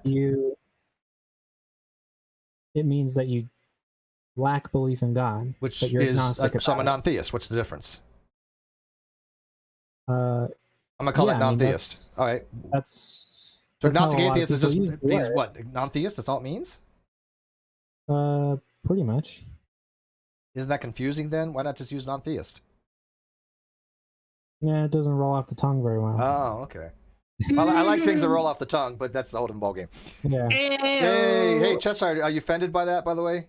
Look at how offended I am. Goddamn I'm so goblins, offended right now. Look at me. Oh my god, I'm so offended. Can't even make a joke around a goblin anymore. Cancel Steve. And look at this. By the way, she's transitioning. She's trying to be what, a rabbit? Is that what it is? I don't fucking know. Go ask Russian vids. No, I mean, what's your earpiece thing? Those rabbit ears? Oh yeah, I know, it's a rabbit. Yeah, so she's a goblin trying to be a rabbit transitioning. And a little bun face. Check it out. Check it out. Oh no, they're stuck. Hold on. So long story short, Snake, it's confusing to people when you start using these terms. My terms are very, very specific because they have reasons to be used. Well, now we're getting into utility, right? Yeah, utility. Yeah, and I'm perfectly fine with utility type arguments, but you've made the argument, and other people made the argument that I'm wrong. Duke made the argument that I'm wrong, and that's the whole thing that I've debated on for how many months now with you and the too damn long. Yeah, what you said I was wrong. The Duke said I was wrong. Nobody's shown me that I'm wrong yet, and that's the problem I'm having. What is it that I'm wrong about when you seem to actually be agreeing with us? Yes. So here's what we get to. Bread and butter. Do you remember what I actually said about that, though? You said I was wrong about so many things. I mean, the title of the first debate was everything Steve got wrong about his debate with Duke. Yeah, you were literally in the live chat during the Duke debate going, Steve, you're wrong about that. You're wrong about that. I couldn't even tell you how many times you said I was wrong. Go look in the debate. Yeah, I just don't know it specifically. It could have been... That's what I like to find out. Yeah, great. By the way, a lot of people have tried. A lot of people have tried. You can think that Steve... I didn't memorize my chats. No, you could definitely think that Steve is, from a utilitarian point of view, to say, like, listen, Steve, logically, you're right. I don't disagree with your logic. However, from a language and communication position, I think you're incorrect to approach people this way because I think you're going to catch more flies with honey than you will this way, or whatever. You can make whatever argument you want, but that doesn't mean Steve is wrong about the logic, which is what we're usually talking about. Right. So you agree with the logic, right? I think we talked about that earlier, and you were like, yeah, the logic is fine. To an extent. Well, it's either, what do you mean to an extent? Either right or wrong. There's no other possibilities. We've made so much progress. Please don't wilt on me now. Don't do it, man. Don't waver, man. You're at that precipice, man. We believe in you. We believe. Well, let me make the point about the usages first. So I think you're wrong when you say it's confusing to use terms like strong atheist or weak atheist. I think that's perfectly... On what basis? Well, I mean, you were just asking me whether I was a strong or weak atheist. Okay. Are you a strong theist? No. Are you a weak theist? No. Am I a strong theist? No. Am I a weak theist? No. Yes, I am. I'm a weak theist. Yeah, he is. This is what I'm saying. Confusing. This is why it's confusing. Of course I'm a weak theist. Well, I think so. Weak theist needs to not. So agnostic would be does not believe in the proposition and does not believe the proposition is not Right. Same true. thing with a But weak atheist and weak theist. Exactly the same. Theist just believes that that there doesn't believe that there are no gods. Right. That's half of agnosticism there, right? Yeah, it's just half. Yeah. A weak atheist Right. is somebody who just holds to epistemically that they hold that atheism is merely lack of belief that God exists. The weak theist is somebody who just holds that lack of belief that God does not exist. Right? It's the same thing, only in the opposite. You have the proposition that God exists. If you don't believe it, you're a weak atheist. You have the proposition that God does not exist. You don't believe it, you're a weak theist. I've already proven that. Helios, so it would be you want to read that? confusing. Yeah, it's very confusing to people because It that's would the be terms. confusing because Steve falls into both I'm a weak categories at atheist the and a same weak theist. time. Yes. Helios you want to use those 4-5 terms. says somehow I was really behind in the video, and I just learned that Chesh doesn't know how to do basic maintenance on cars and just drives on no oil. Yeah.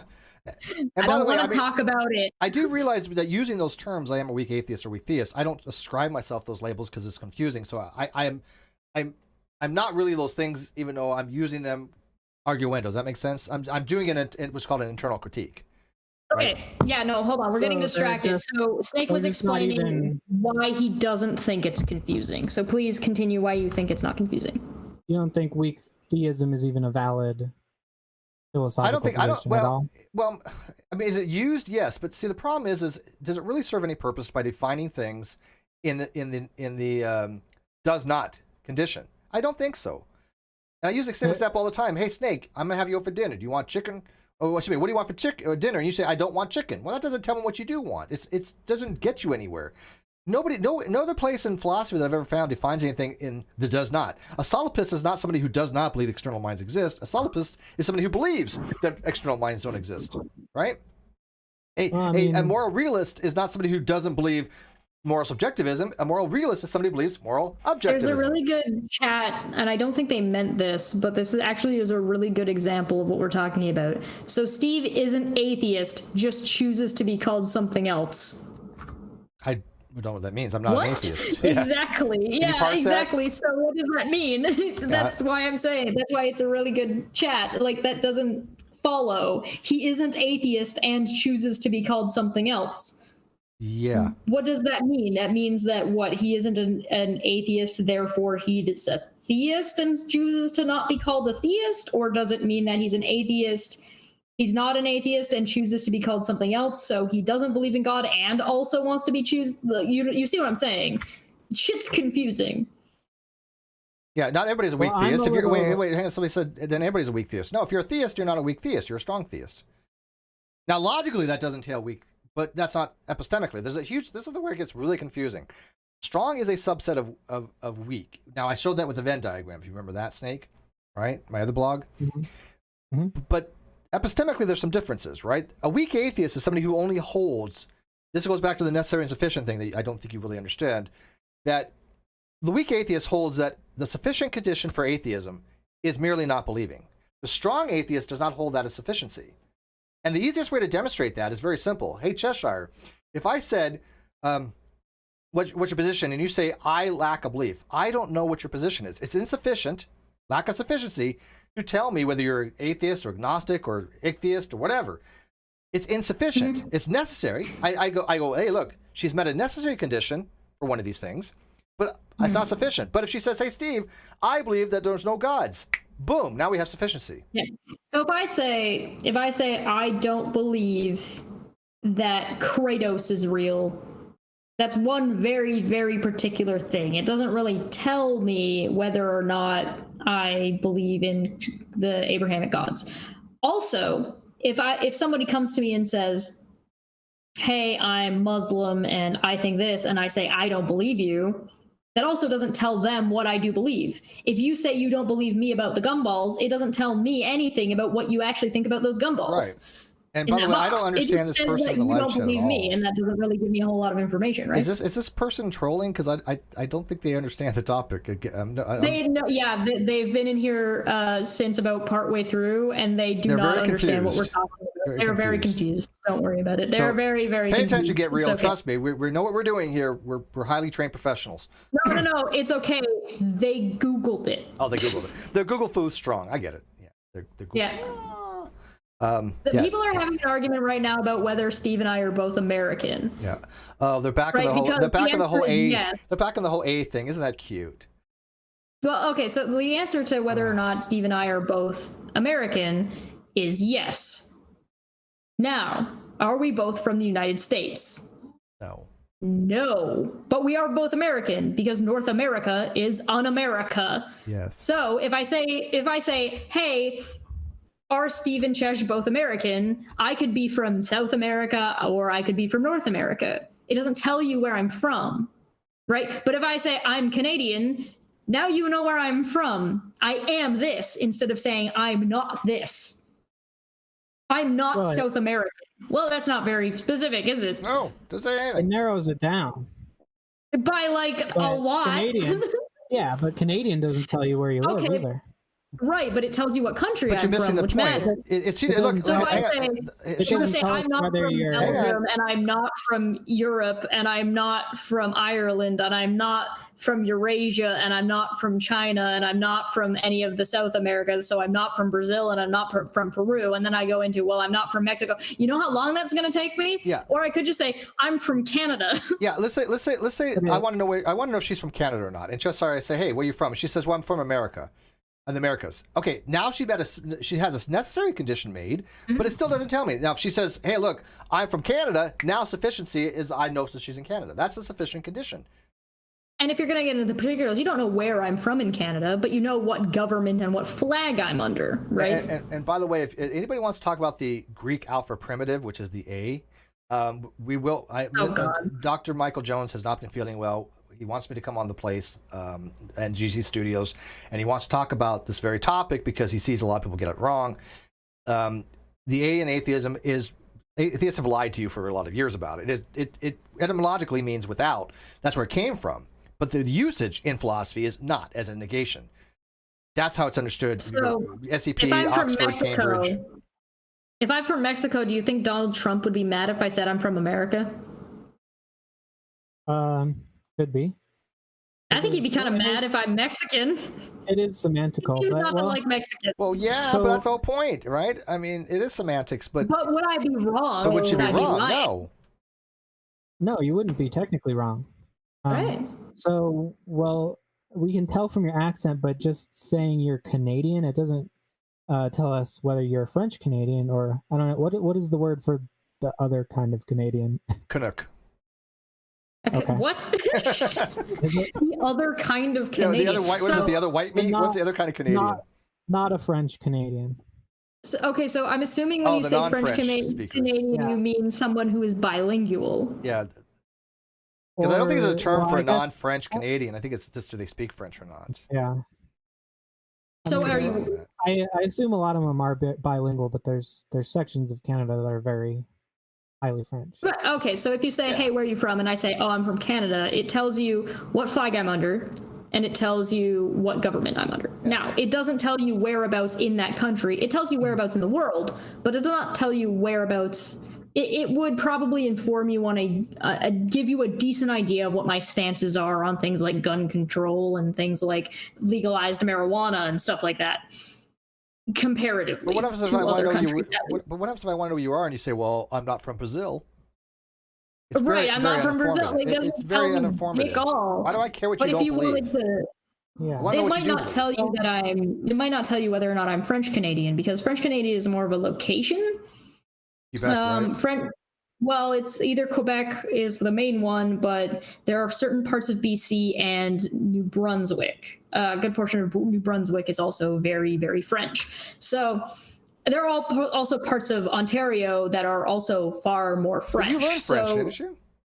Oh yeah, I spent a lot of years she studying. could probably fake being from Quebec or something. Not if I'm in Quebec. Oh, they would know. Oh, they would know. Okay. Yes. Si. I'm from French Quebec. Si, senor. Oh, they'd be pissed at me. No, I speak very, very little French because I did have it a number of years. It wasn't as thorough. Like, I didn't go to French immersion school.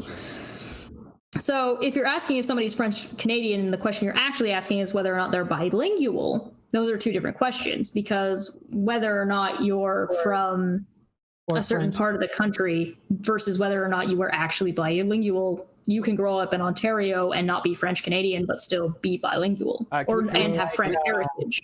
I don't have French heritage. Or like French first language.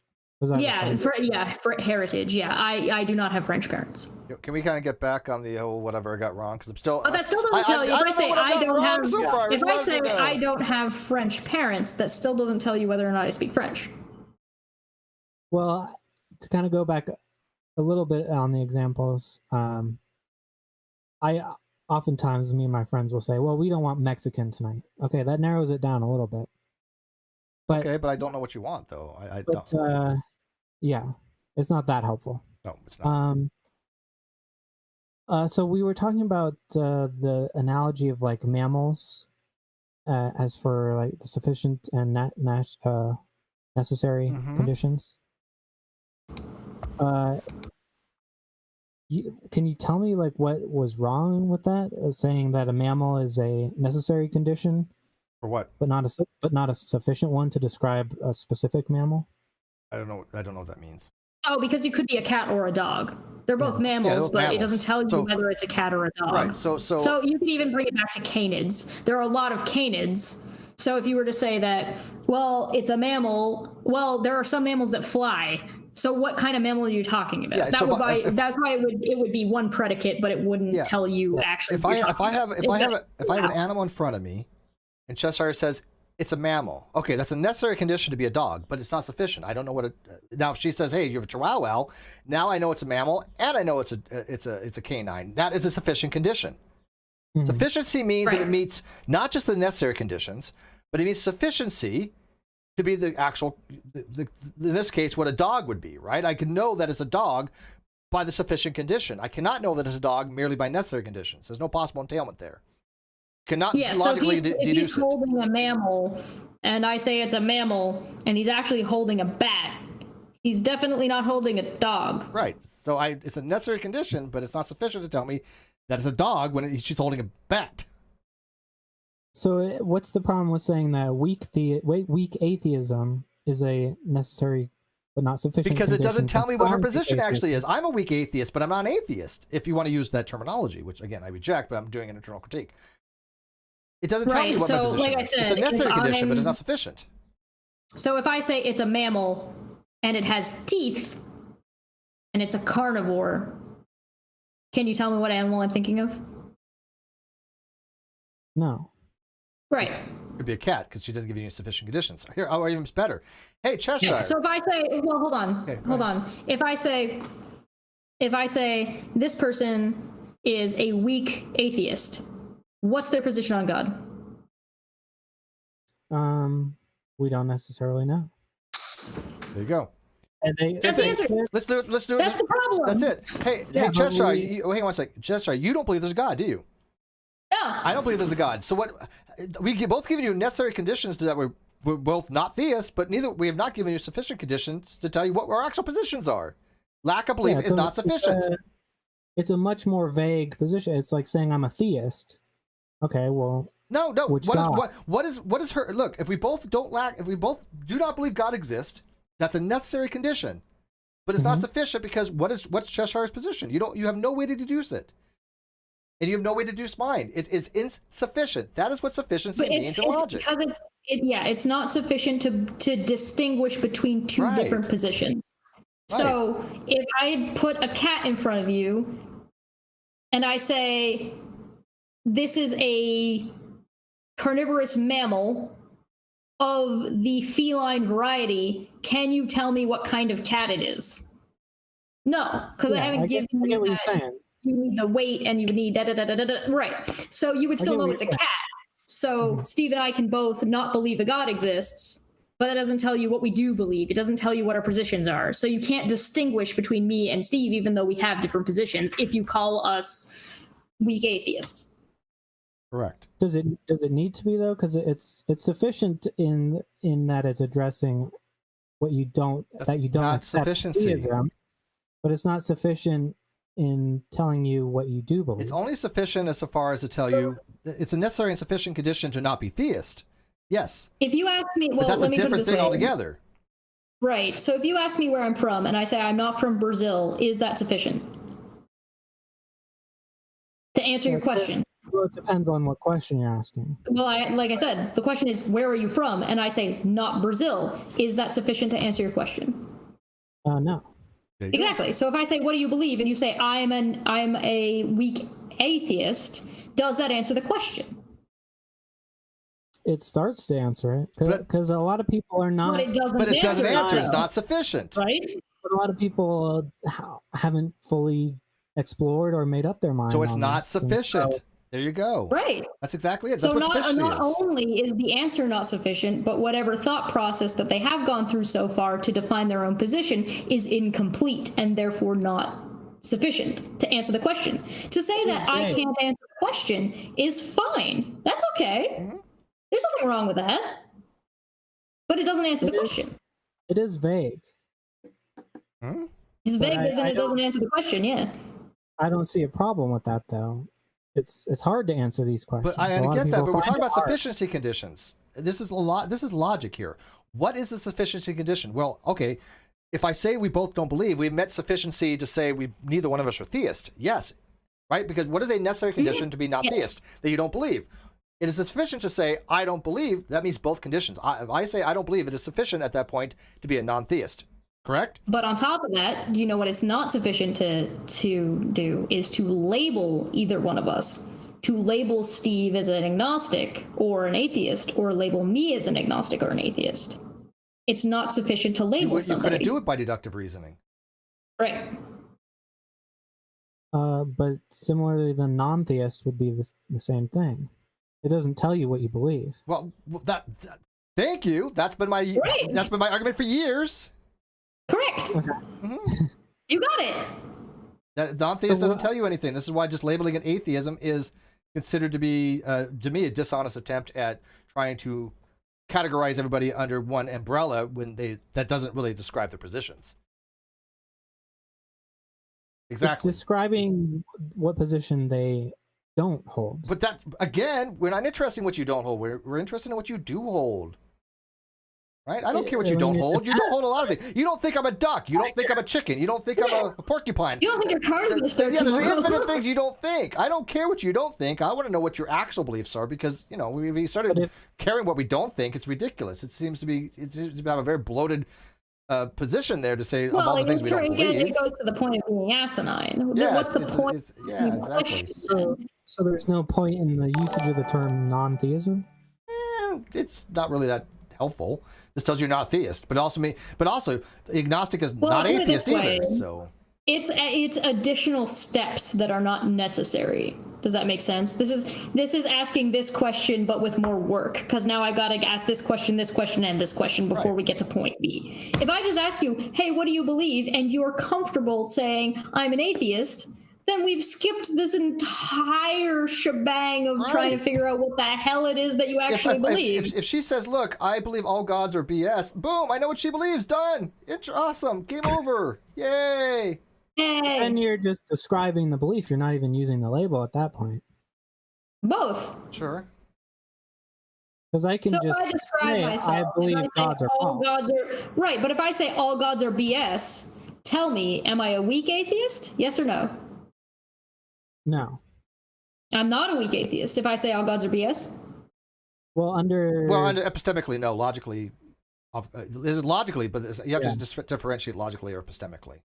Yeah, so in one case I would be, in another case I wouldn't be. Yeah. And you're telling me that this shit isn't confusing to people? Right. That was your initial argument, that it's not confusing? It's really confusing when you start adding in those other things. Because what do you mean by weak atheist? I mean, again, we have to explain to people, well, I'm using weak atheist as somebody who holds merely that lacking a belief is sufficient and necessary, which is confusing. That's the way Michael Martin would have argued it. That's the way that Bullivant argues it. That's the way Flew would have argued it. But Right? I've never met someone who didn't have to clarify. If I say I'm an atheist, people ask me, well, what do you mean? Really? And Right, that's but not confusing? Is that because of ignorance to what atheism is as a whole? Or people who actually have an understanding of what that terminology means because it's been more normalized? Because you can't equate somebody being ignorant because of their location and where they live to people who actually know and think that the term is confusing. Yeah, Well, I mean, the word atheist shouldn't be confusing. That's on- why I've argued against depends uses on- like that. I mean, words are just used in certain ways. So No, I get there's not that. a correct or Well, they're incorrect. used in lots of different ways. But if I go to you and I say I'm an atheist, you know what I mean, right? Like I think gods are BS. You know what I mean. But if I go to somewhere in the deep south of America and I find the Bible thumpiest Bible town on the corner of Joshua and Jeremiah Street, and I say I'm an atheist, and they don't know what I mean, they think I worship Satan. That's not because they have an understanding of philosophical definitions or of these topics. It's because they're straight up ignorant and incorrect about what an atheist is to begin with. Yeah, and You can't equate those things. If you've got philosophers saying, hey, in this terminology and having these discussions with theists and atheists on the level that they have these understandings of these terms, this is confusing.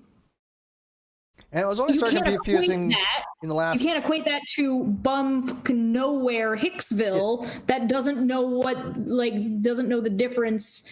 They've never seen another truck besides a Ford before. But it's only been the last 50 years, though. I mean, for 400 years, atheism was held in pretty much ubiquitously as the belief that God doesn't exist. Then you have atheists come along going, no, wait, we want to change that. We want to argue that we're going to make it into the weak case as normative, which presented a whole bunch of problems. Now people are confused. What do you mean by atheist? Had they never done that, the word would have been sufficient to describe somebody. Now there's confusion to it. They've added the confusion to it, right? Because now when I hear the word atheist, I go, okay, well, what do you mean by it? I don't. But if I say agnostic, it's pretty clear. If I say, look, I'm an agnostic. Do you believe God exists? No, I'm agnostic. Boom. People know what I mean by it. Here's the thing. Me and Snake might not agree. I might be atheist to the point of, no, I don't think any gods exist.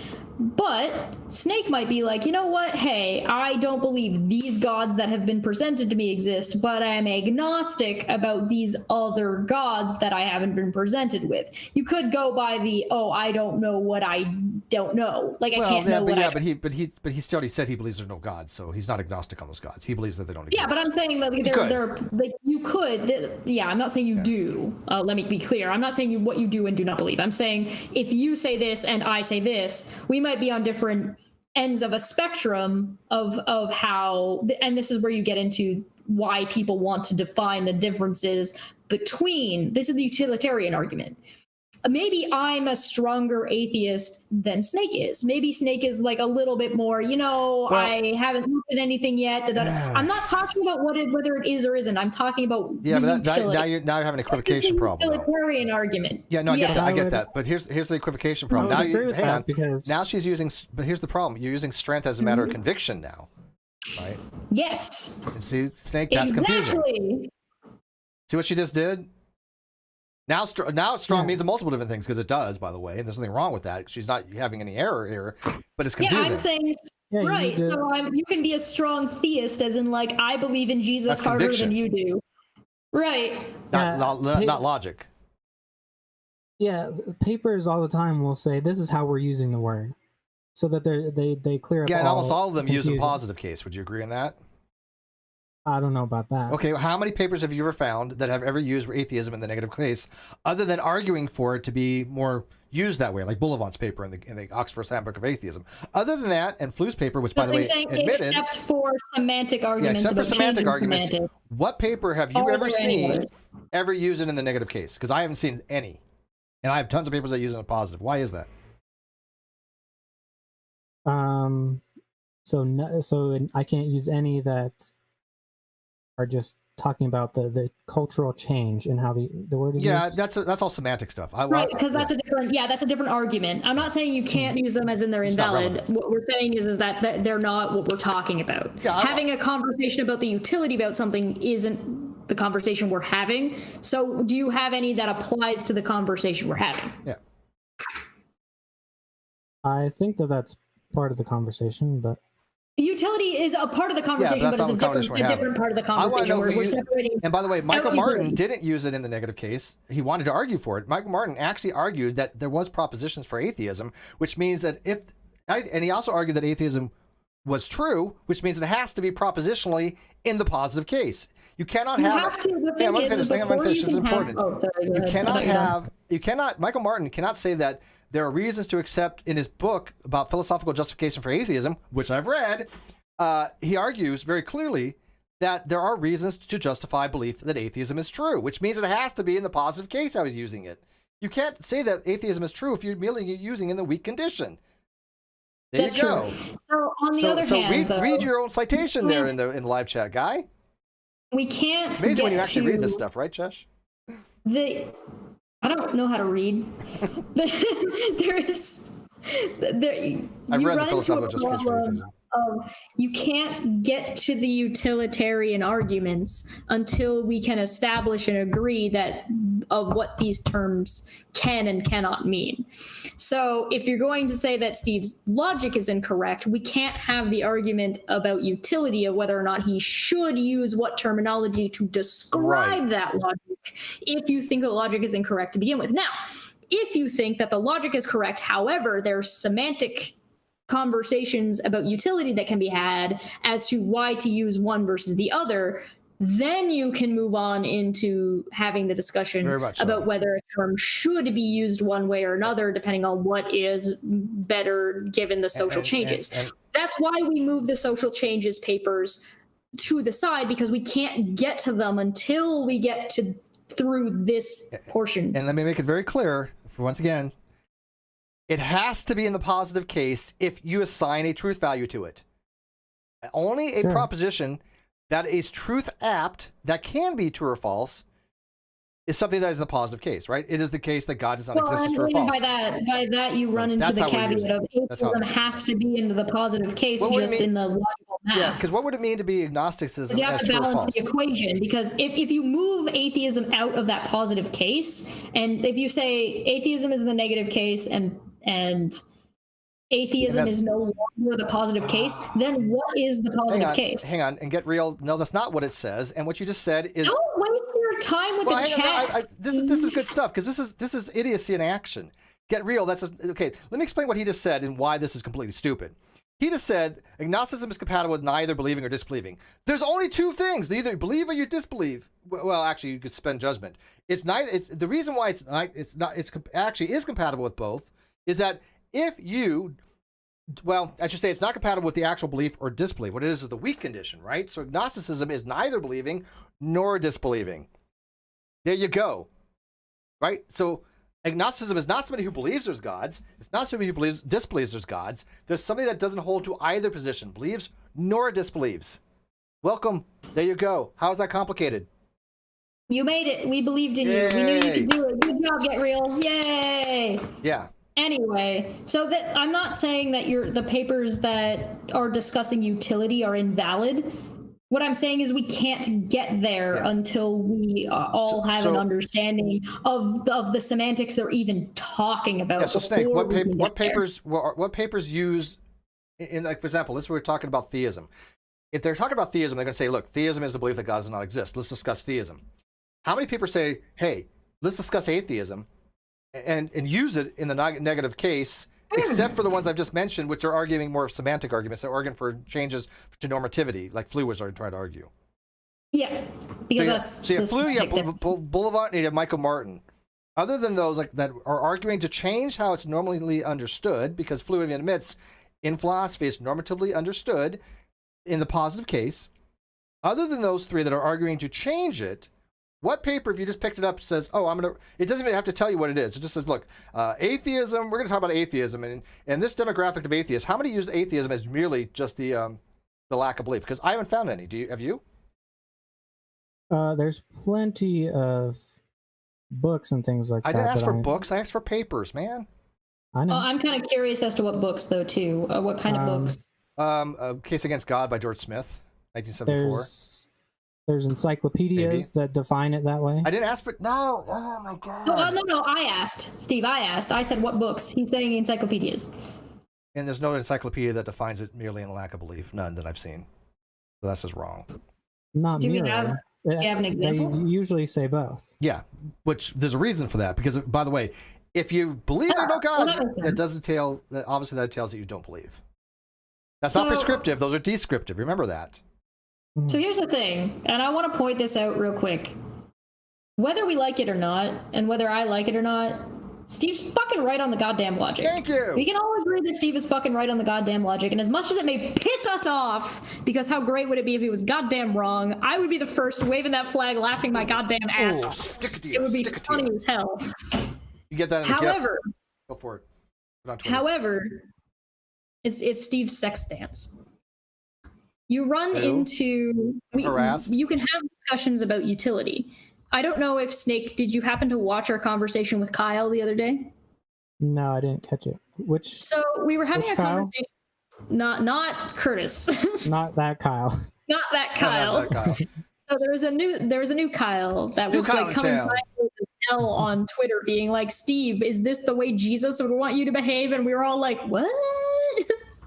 It was super funny. He got in here. He was a nice guy. We had a conversation. But what we ran into is that he did not like the burden of proof.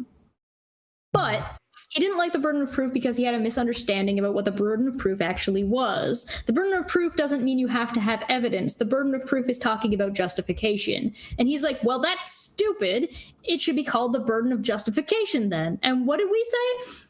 Yeah, probably. Yeah, I wish it was. Just called that. The utility of that word and changing it so that way it's more easily understood by people. But we had to agree that in philosophical papers, it's written as burden of proof. Or either. Or burden of justification. And in that case, they mean the same thing. Right. So we're willing to grant if you can be like, oh, you know what, from a utility standpoint, yeah, this would be a better way of dealing with it, and we should do it this way. There's a good chance that we're actually going to believe you, but we have to all have the understanding. I doubt it, but I think it's a bad utility argument. But at least it's better than most, right? Sure, but that's a different conversation to be had. But we can't have that conversation until we all are under the understanding that whether we like Steve's semantics or not, the logic is correct. So can we at least get to that point? So can we? Okay, so well, yeah. Answer that, and I got a question for you. While I got you here, I have been meaning to ask you something. Yeah, we're running low on time. So I do want to say we at least got to the point because you agreed with us all the way through this. So I just kind of want to solidify that, yeah, you agree that the logic stands. Whether you agree with the semantics, because people say my logic is wrong, and they're completely wrong. Yeah, internally, I don't think I see a problem. Okay. But so the only problem you see is a utilitarian issue, like in the semantics about how you go approaching it and how you label things. Potentially. Yes, and kind of an epistemological issue. Well, we could... Because I don't really care about the belief that there are no gods. It's almost meaningless to me. I disagree. I think it's really important, but I just care. My feelings are hurt. Someone's but someone is saying that there are gods, and I care whether that belief proposition. Oh, so yeah, you're not saying that it's necessarily. I understand what he's trying to say. You're talking about with we're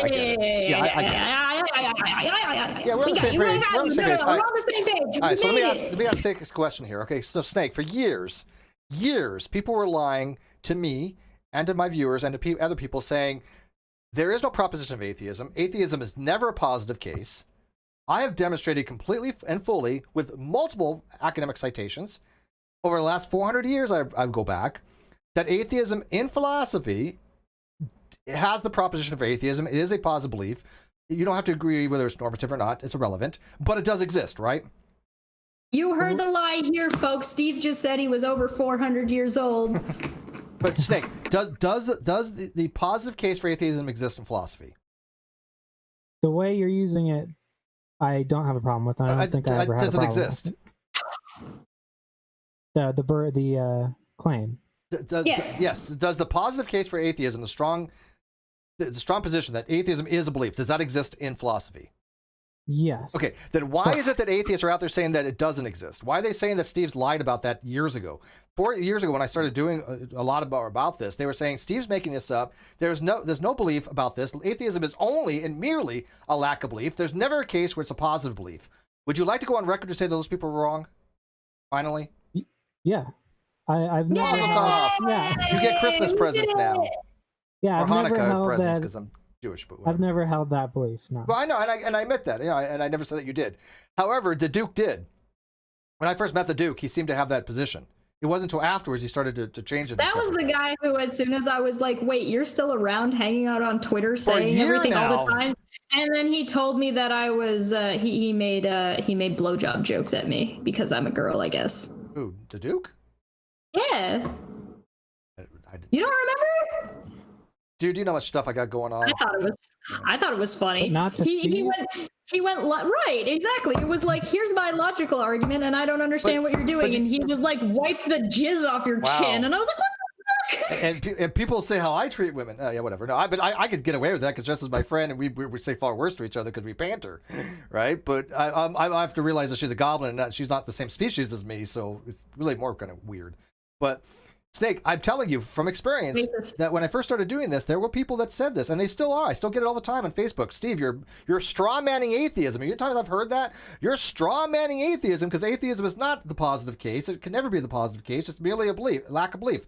That's what I've been arguing about. That's what I've been fighting against for almost, 5 years now, probably? Now you understand my position and why it's so frustrating when you have people out there on the other side, these atheist activists going, look, yes, there's a difference between saying Steve's logic is wrong and saying that we want to use these definitions for utilitarian purposes. Yes. Which, by the way, I don't argue the semantic argument, which Steve has not been making a semantic argument. I mean, I'm happy to have those discussions, but when Steve had a semantic argument, Steve's biggest semantic argument was about whether or not certain people should be considered engineers. Yeah. Because engineer is too broad of a term. I don't even. That's a semantic technically speaking, issue. I was a naval nuclear engineer. That's what it's called. I don't call myself that because I don't think that's an appropriate title. But that's just for me, right? Even though I went through engineering. I went through the same things for engineering school kind of stuff. I mean, I had engineering training, but I'm not an engineer. It's vague, yeah. Yeah, it's vague. And right. so I think there is a difference when someone's saying like atheism is just the lack of belief. I think they're saying at the very least you just have to have lack of belief. Well, and they're saying, but not saying it's sufficient condition. I think that's a very different claim. But I don't think it's sufficient condition. Then atheism can never be the positive. Well, and I agree with you. That part's false. I agree with you, but I've had those. Oh my God, do I have those all the time? And by the way, most of the atheists that do watch me, they are strong atheists. They are atheists that claim there are no gods. And some of them even to the extreme. They're like, hey, look, gods are all BS, man. They're totally made up. And they'll argue ad nauseum that all gods are nonsensical. So there's something to be said for, I think, Snake, you may be granting a dickload of undeserved charity. When somebody says that, oh, well, no, this can't be the case, or this isn't the case, or this is what they're saying, they mean that this is a condition. Yes. You really think the majority of people that we're having these conversations with on Twitter know the conditions are being met, or what conditions need to be met? Yep. Or if there's a proposition of atheism when they say, no, there's no such thing. Because a lot of the people we end up talking to have no idea that there's even multiple conditions in the first place. And by the way, and that's part of the problem that we're having, right? Yes, is exactly. Because you get like high-end atheist organizations telling people that it's this Steve's way, wrong. And then they come Steve's over here. Steve's an idiot. Or even besides that, they say that, hey, this is atheism and this is what it is, without explaining that that's only one condition of atheism. They don't tell about people they don't explain philosophy. They have an agenda. And by the way, brilliant question. If I can answer this real quick, Hollander makes he has a really great question. He says, hey, Steve, Love you, man. Thank you. He says, but could you explain why, if the alternative usages are wrong, how could you hold your descriptivists? Aren't you favoring one versus the other? Thanks. No, I don't hold that they're wrong. Yeah, that's a good question. It's a great question. I don't hold that they're wrong. I'd say they're not sufficient. That's not the same as they're saying they're wrong. I am not a prescriptivist that says you must use these terms the way I'm using them. That's a prescriptivist. That's what an atheist will do when they say, Steve, you're an atheist because you must accept the definition that atheism is merely a lack of belief.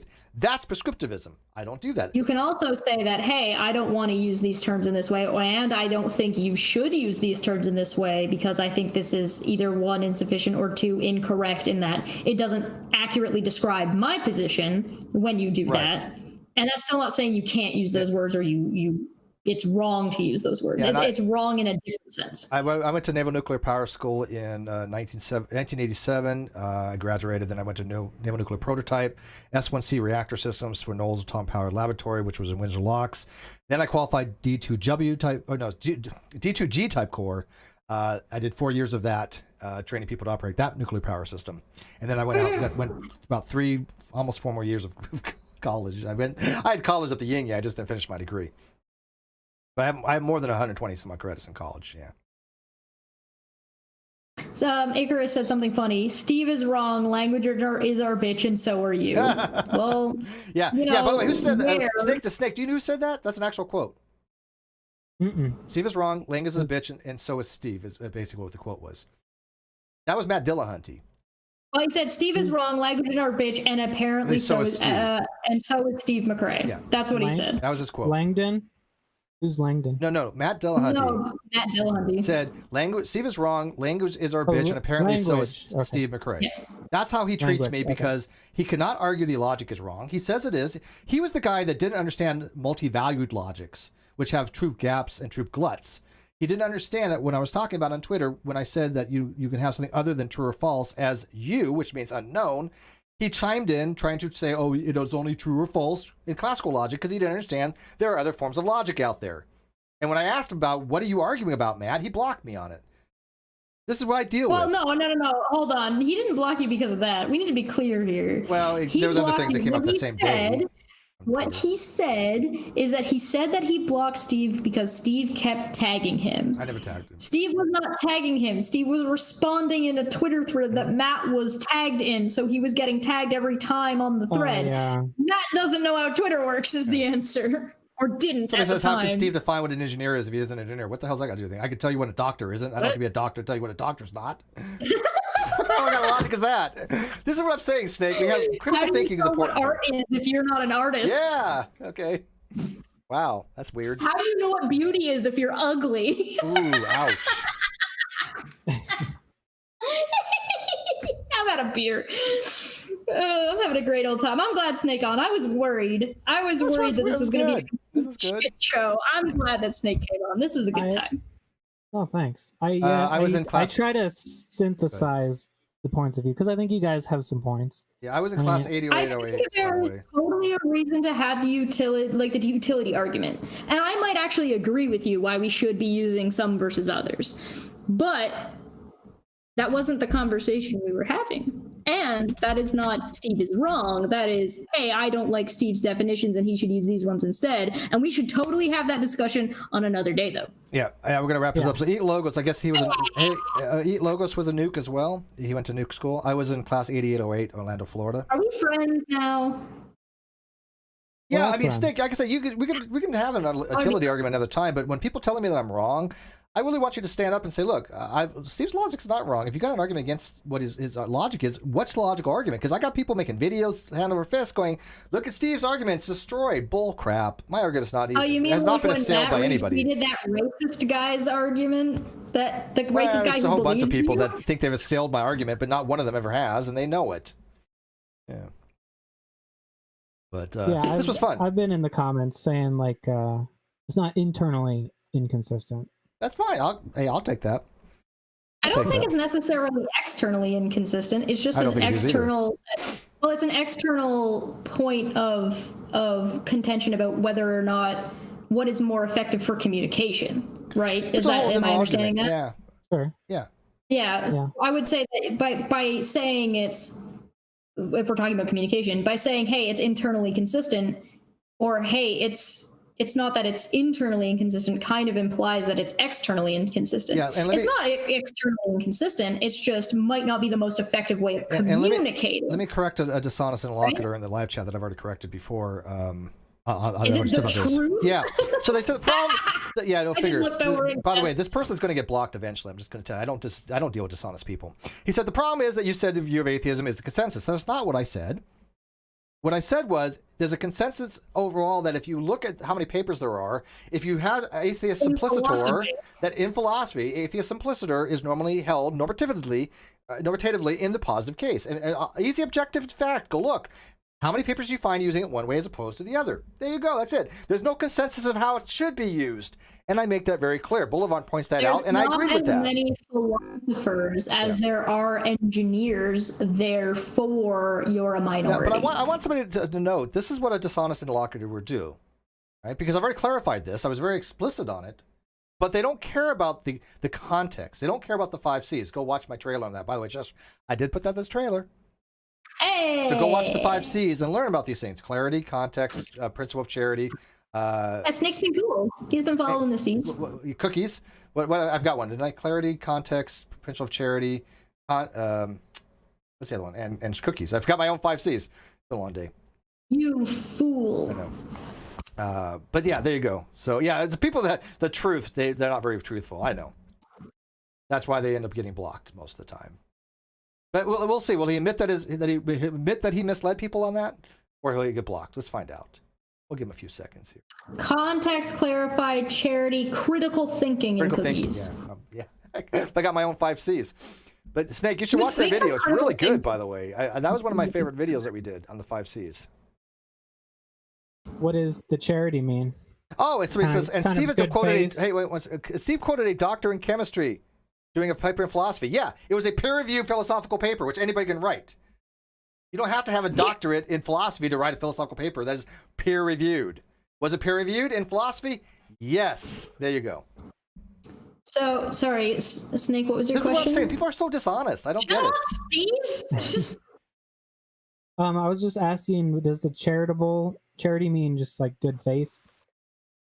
Yeah, so it's a principle of charity. Essentially, it means that you don't assume like the worst possible way. Mm-hmm. And 2, so like we were making allegories to the people being of a different race, and we were making allegories for people being of a different gender, right? Neither of us were being racist. Neither of us were being transphobic, right? Nobody was. But if you were to say, hey, don't you start with me. Because that's the thing. If you were to take the least charitable option, you would say they were being transphobic. And that person's gone. Yeah. Okay. Well, that's probably going to happen. But to take the charity is no, they weren't being transphobic. They were making an allegory. Or if somebody says something, you would ask for clarification. You wouldn't assume that they meant this bad thing. So I had an episode of Crossover, and the second episode, Erica had said, oh, well, the question was, why do you care so much about what other people believe? And she had responded by saying, well, I usually don't. I mean, I might be curious about it, and I might ask them if there's somebody who's close to me, but I'm going to be curious the same way I'm going to stop and look at a bug on the street and then be like, oh, hey, that's really interesting. I'm going to take a look at it, and then I'm going to leave it alone. I'm not going to make it not be a bug anymore. Mm-hmm. And so the person was like, why were you calling me a bug? And it's like, well, you take that bit of charity and say, well, maybe they weren't calling me a bug, or maybe I'm not sure I understand. And you ask for clarification to be like, is that what they meant? Because no, nobody meant, obviously they we're calling them a bug. And there's 2 other things to add on that, and that's very true. That is principle charity. But the 2 also I would definitely add is, 1, you always try to steelman your opponent's argument if you can. That's principle of charity. That's actually the main type of principle of charity. And also, like you want to put in the most reasonable light, right? But the other thing of principle of charity is for me, this is not really canonical, but to be principle of charity also seems to imply that you're dealing with a rational person, that you're dealing with an honest interlocutor. And that you're arguing with somebody who really is trying to argue something that they believe is true, that they're trying to have what's called dialectic synthesis, where people will argue to find the truth, right? If you were a dishonest interlocutor and you didn't care, like we've all met them, like young earth creationists, I'm sorry, but a lot of them just are not honest interlocutors, right? then principle of charity is kind of thrown out the window because I think they're just lying. I think they're just being deceptive, right? Well, at some point, there'd be no but point I try as hard as I can, cause they're not being very charitable when they'll say like, "Oh, you don't believe in God because you want to sin." Of course not. But right. I believe that they actually believe that. Right, so but that's not charitable. I try to just address that reasoning is flawed. To think I agree. Mm-hmm. But see, that's what I'm saying. Instead of they're not giving principle of charity because they're telling you, hey, look, you act. Yeah. They're telling what you believe, right? Oh, wait, don't atheists tell me that all the time? Trying to tell me what my positions are. This is what I'm saying. We need to have principle of charity ubiquitously. Right. So, like an example would be like a theist. A theist believes something, and they have reasons. Now, you might not agree with the reasons. You may think their reasons are bad, but you're not going to assume their reasons are malicious or fallacious necessarily. You're going to sit there and you're going to be like, okay, well, why? And if they say, oh, well, I had this spiritual experience, the principle of charity is to believe that they believe this. Mm-hmm. You believe that they experienced something. You might not agree with them and you might not come to the same conclusion. And it might end up being that, oh, it was just a random light in the sky, not actually a god. But that doesn't mean that you're going to treat them poorly or assume malice, right?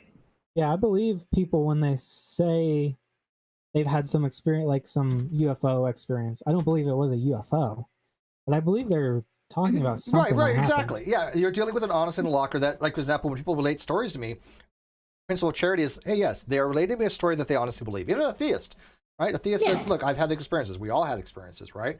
I'm going to treat them like an honest interlocutor. They're not making stuff up. They're not purposely trying to lie. That's having a civil discussion. Now, we all know people that will lie. That's all they do is lie. You think I'm going to trust them to say anything? They'll tell me that the sky is blue. I'm going to walk outside and make sure that's still blue. I don't trust anything some people say because that's all they do is lie. But those are the people I have conversations with. Those are people I end up blocking. You can even still treat that argument with good faith. I mean, there's not much to lose, really. Obviously, you could point out that they're being dishonest. But this is, by the way, you can do that, sure. Like Nathan Thompson. I don't have time. Oh God, no. Nathan Thompson, does he actually believe that the Earth is flat? I have no idea, but do I care? I don't care. Yeah, I don't care. But the argument needs to be addressed honestly. And he acts enough but you also can address that argument without having to deal with Nathan Thompson. Exactly. And by the way, if you want to, hey, look, I don't fault you. If you want to go hang out with Nathan Thompson and argue with him all day long, I would love to get my hands on him. He's been on him before. Why? I've never been in a room with Nathan Thompson, and I will dread the day. It will be a bad day for everybody. Yes. I've only run into one flat earther ever. Yes. In real life.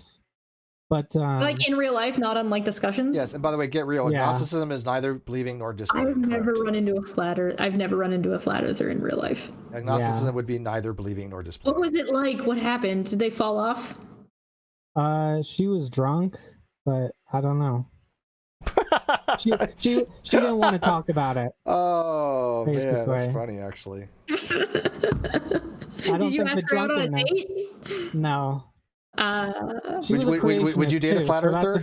That's a deal breaker. Is it a deal breaker? Whatever. Really? So you just no possible way you date a flat earther. I gotta admit, it'd be rough. I'm not gonna make a statement. Yeah, they'd be having sex, and she'd be like, "Oh, but the banana is perfectly shaped for the hand," and it's just like soft. I don't know. She was a creationist too. That's what I was saying as a deal breaker. Man, that would be rough. I think that's even a little worse. A creationist and a flatty? Yeah. That's a bad time. That's a little rough, man. We did see on the last Kent with Bent on Dapper Dino's channel, we did get to see Kent Hovind go full flat. Go full flat earther. Get out. Oh yeah. He's argued against the flat earth before, though. He has. Well, I recommend you. It's long, but Dapper probably can get me the clip. So if I get you the clip, the timestamp. Yeah, I usually watch those. All right, well, we're going to wrap it up, guys. I will leave you a little thing that I found earlier today that I thought was brilliant. There's a good segue to this. Eat Logos was a nuke as well. So there you go. Well, message me. We'll talk nuke stuff. We do have, there's a couple other nukes. Dapper Dino's a nuke. And Who's the other one? What's his name? Starts with an A. Gosh darn. Oh, this poor guy there's a couple who nicks out tried to there. make an honest. This poor guy on Twitter tried really hard to. It was their review of S.J. Thomas and Steve on agnosticism. Like that guy, that Jeffrey Williams guy. He did. You know what?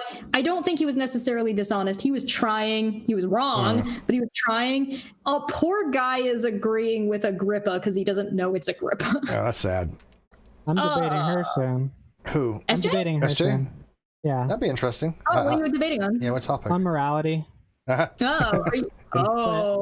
Should we send Snake our conversation that we had with her? Like, yeah, we almost Sure. look, Ozzy and I actually talked to SJ about morality, and we're making headway. And all of a sudden, but she changed her things again. But it's okay, whatever. Yeah. All right, we got to end this, guys. Eat logos though. Let me know. Like I said, I'm always happy to talk to Nukes because we're. Did you say Kinda eat rare. Logos? That's his name. That's Legos. Oh, That's his Legos. Lego. Eat Legos. Okay, eat Legos. Steve tries to make everything sound smarter than it actually is. Probably. No, I can't see. All right, here we go. I'm going to leave you guys with this. Ready for this? Here you go. Flat Earth Society are reporting that the 6-foot social distancing measures are pushing some of their members over the edge. Hey. I love that. That's just like Have a good night, everybody. Good night. Thanks for having me.